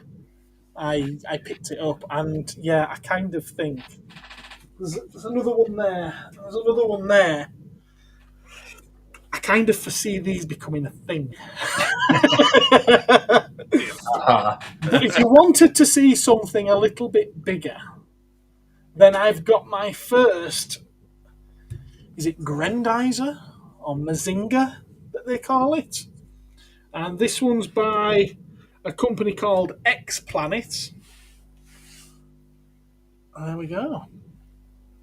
A pretty... Is that, which one is that? I don't know. It's a I pretty wanted to say one, then I changed my mind. It's that's the Mazinger, isn't it? Mazinger. Yeah, that's what I thought. That's what I said, isn't it? Yeah. The Grendizer or the Mazinga. Yeah, you also mentioned Grendizer. That's what I was thinking. I was in two Right. minds. Well, I don't know what the difference is between them. I just know that the big Japanese robots. Different animes. Are they? They're different animes. But I don't know why, but that comes out of his head. So I don't know if he's actually operated by someone and that's their escape vessel. That's the control unit. Okay. But it's quite... Yeah, that's the Mazinger Z. Oh, it's held in by a magnet. So you can turn it upside down and it won't fall out. Clever. It's like magic. It's for when he goes to fight in Australia. There's Ed, you'll like this bit. There's a little bit of translucent plastic on the arms and on the legs. Very good. Very good. But yeah, he's pretty cool. I quite like him. I don't know why. I did expect it to be bigger when I ordered it. Now I didn't think it was going to be one of the big Shogun Warriors, but I did think it was going to be a little bigger than that. So I will be honest, I was slightly disappointed, but he's grown on me. He has grown on me. But my favourite of this week, Andy's already seen this in the Cosmic Crusaders chat. It's this thing. Oh, look, it's a Godzilla, everybody. Godzilla, yeah. I bloody well love this. I think this is absolutely awesome. It's the Pepto-Bismol Godzilla. Let's see if I can... Yeah, that light's just reflected too much. But it's like it's a translucent pink. So again, you'll like it, Eddie. But there's a bit of a metallic sheen to it that I can't quite grasp. In fact, the metallic's showing up quite well. It's showing up quite pearlescent. But then you've got the metallic blue stroke teal on the back there. Yeah. I quite like this. It's the 1989 Godzilla. So Godzilla versus Biolante. And it's a Maru-san one. So it's a good one. It's a good one. It's modern though. It did only, I think it was last year's. I've got the topper here. Yeah, 2024. So it's in fact, I'll tell you though what I paid for it. Like 25,000 yen, which 105, 110. Gosh, something like that. Plus the shipping. I did get stung at customs. Another 33 bloody quid. Ouch. Another thing I picked up actually, which I didn't mention. Richard likes it. Cool. Good stuff. Oh, thank you. Right. Anyway, gents, Awesome. I'm going to be departing now. Are you off skis? Yes, I have to go. So, thank you very much. It's been emotional. You've been a right laugh. Thoroughly enjoyed it, and I will see you next week. No, I won't see you next week. I'll see you in 2 weeks. See you in 2 weeks. All right. Yeah. Ta-ra. So he's rushed us through all of them just to piss off early anyway. I know, because I'm on a time schedule here. All right. I was supposed to go at 9:30. Were you? Well, yeah. You never told us that. If you'd have told us, we could have scheduled things. No, it's right. I need to get down, have my Horlicks, and get my slippers on. Pipe, yes, pipe, yeah. A bit of old Toby in it, Best bottom leaf in the Shire. Look, even my phone's vibrating to remind me it's time for me to go. Yeah, well, okay. Well, thanks for being here, and we will catch you again in 2 weeks. You will. Take care. See you later, everyone. Yes. Goodbye. Thanks for watching. You've been a right laugh. See, how do I leave this one? You can never leave like that. Well, I can remove you from the screen. So I know. Yeah, right. So remove me from the screen then. Right. Come on, be gone. Thank you guys. Good night. You can Bye. log out, We love actually. you. Bye. Well, One of the things He's gone now. He's gone. I can't add him back on now. one of the things I mentioned, I didn't mention before, but I picked up this. It's a CD.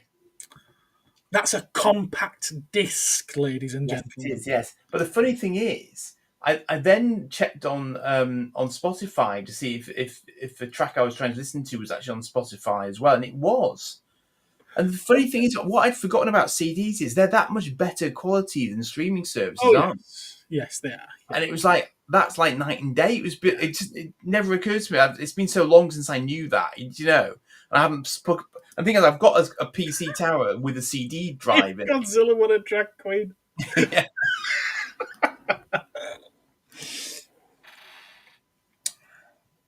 So it's got nice old artwork on it and stuff as well. So CD is still the best way to experience music. It's the most crystal clear. I'll put you back on big. Sorry, I thought you'd finished. No, I had finished, but I just thought the cover art was quite cool because it's kind of it's properly It's old school. Still cover the art. best way. There is an argument to be made for vinyl because of the whole experience of it. You get a warmer sound from vinyl, which I know that sounds quite snooty and it's a thing. Quite audiophilic. Vinyl's hilariously expensive, isn't it? I don't think there's anything hilarious about it. No, quite.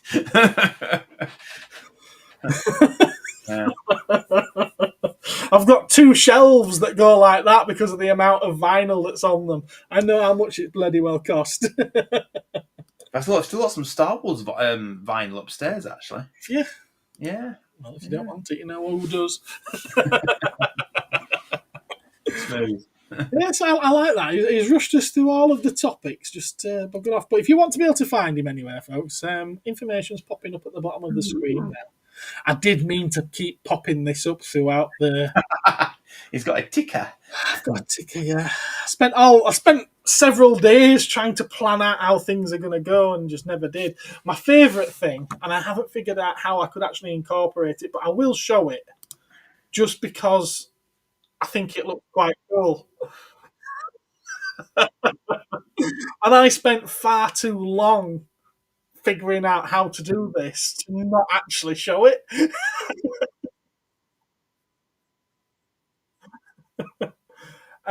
Logo.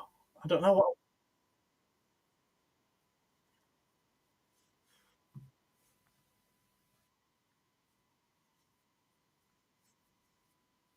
Can I remove that now? How do I remove it?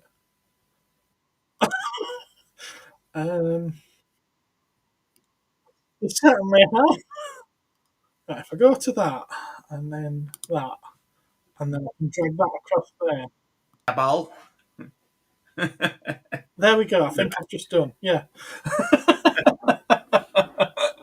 But yeah, I spent ages doing that, and then I was like, but there's only one screen on it, and there's 3 of us. Ah, yes. I can't use this. Use it for 5 seconds when it's just you, and then... I did think about using it at the beginning before I introduced everyone. That's what I was thinking. That would be the only period when you could, I suppose. But it didn't fit. I couldn't write it into the script, darling. No, darling, no. Yes, I was stuck with it for a minute. Nearly. Very nearly, I think, yes. Cassette tape is the only format that you can rewind with a pencil, therefore the best. Good old analog. Yep. Love vinyl, but way too expensive. I think that's people enjoying the Dalek control room. Yes, I was stuck with it. There we are. Andy's back. There we are. Now, is that Andy's back or and he's back? No, this is Andy's back. That's Andy's back. There you go. Right.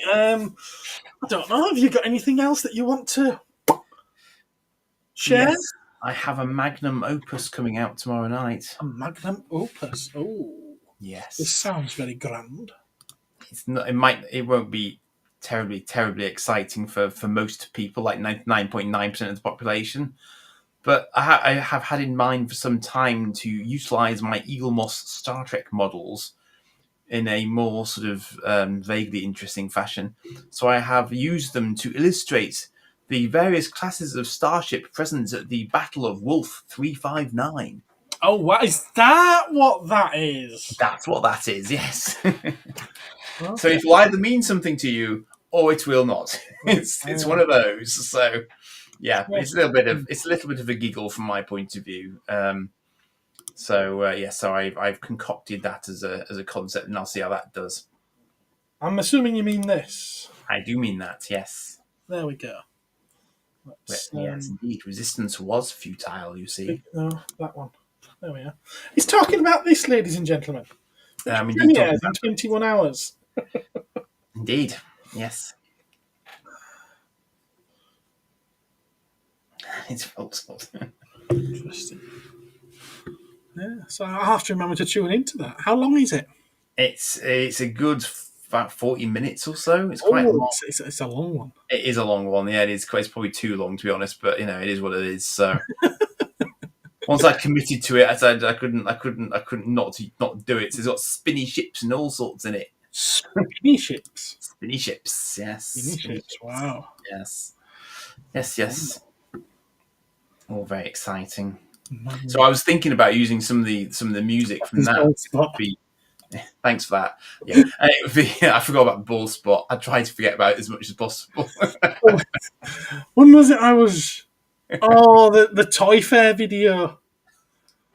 When I'm sat here and I'm talking to there, and then I'm talking to there. Yeah. Yeah. At the point when I turn around and I look at something in the cabinets, and when I'm watching it back on the premiere, I was just like, "Oh, that bald spot."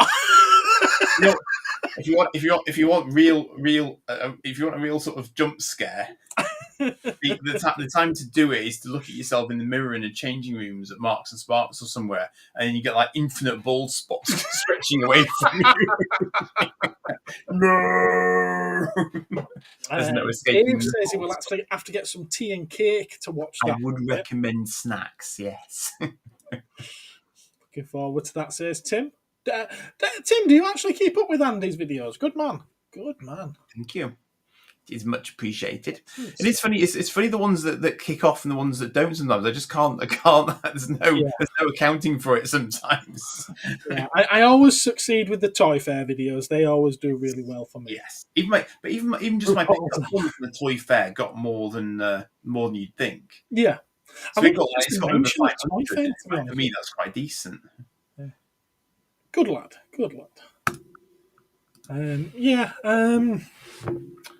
You've got coming up. I find it's the unboxing videos that don't do very well for me. The problem is, I think with the unboxing things, they're very specific. So either the person wants to see something getting unboxed of that particular variety, or they do not. I don't know. It's just one of those things, isn't it? I think the only one in recent months that's done well for me is that Miles Morales Hot Toys. Oh yeah. And I don't know if that's because I spent an awful lot of time on that video. And I'm hoping that it shows and that's why it's performed well. Or it could just be that it's a hot toy and people like hot toys. I found one. I did a pickup from Cosmic Toys once and I sort of genuinely mentioned like Predator and Alien in it.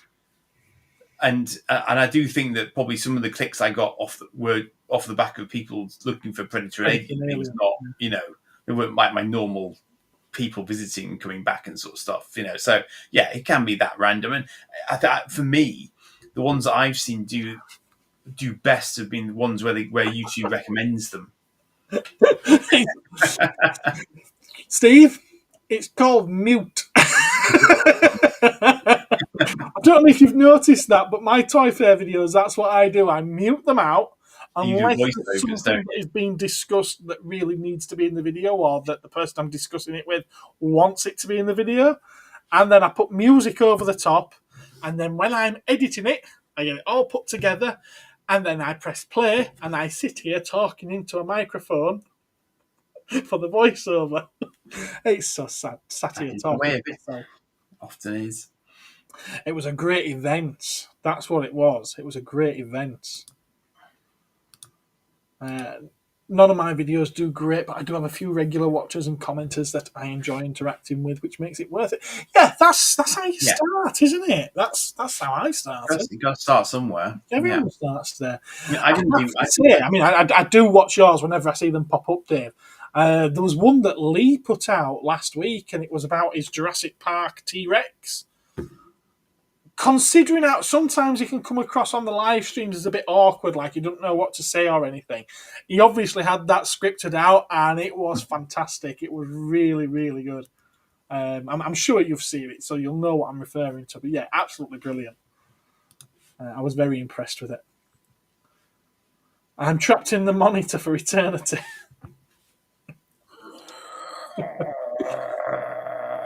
Doncaster was a good video. Then again, all Toy Fair videos are brilliant. Fair enough. They always are. Right, well, I think I'm ready to bring it to an end.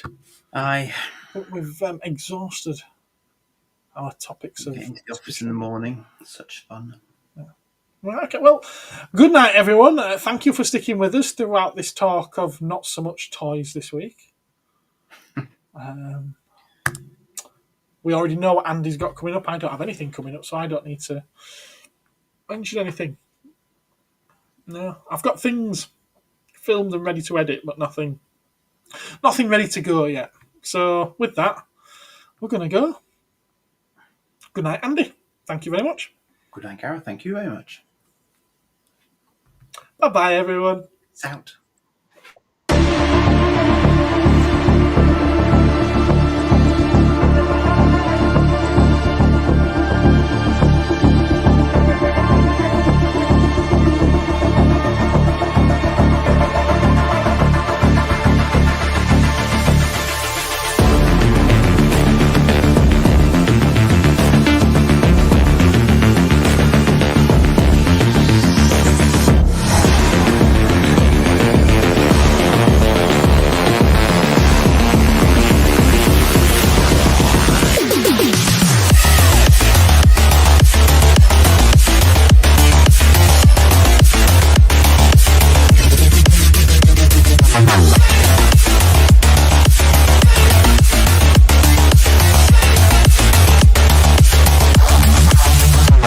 You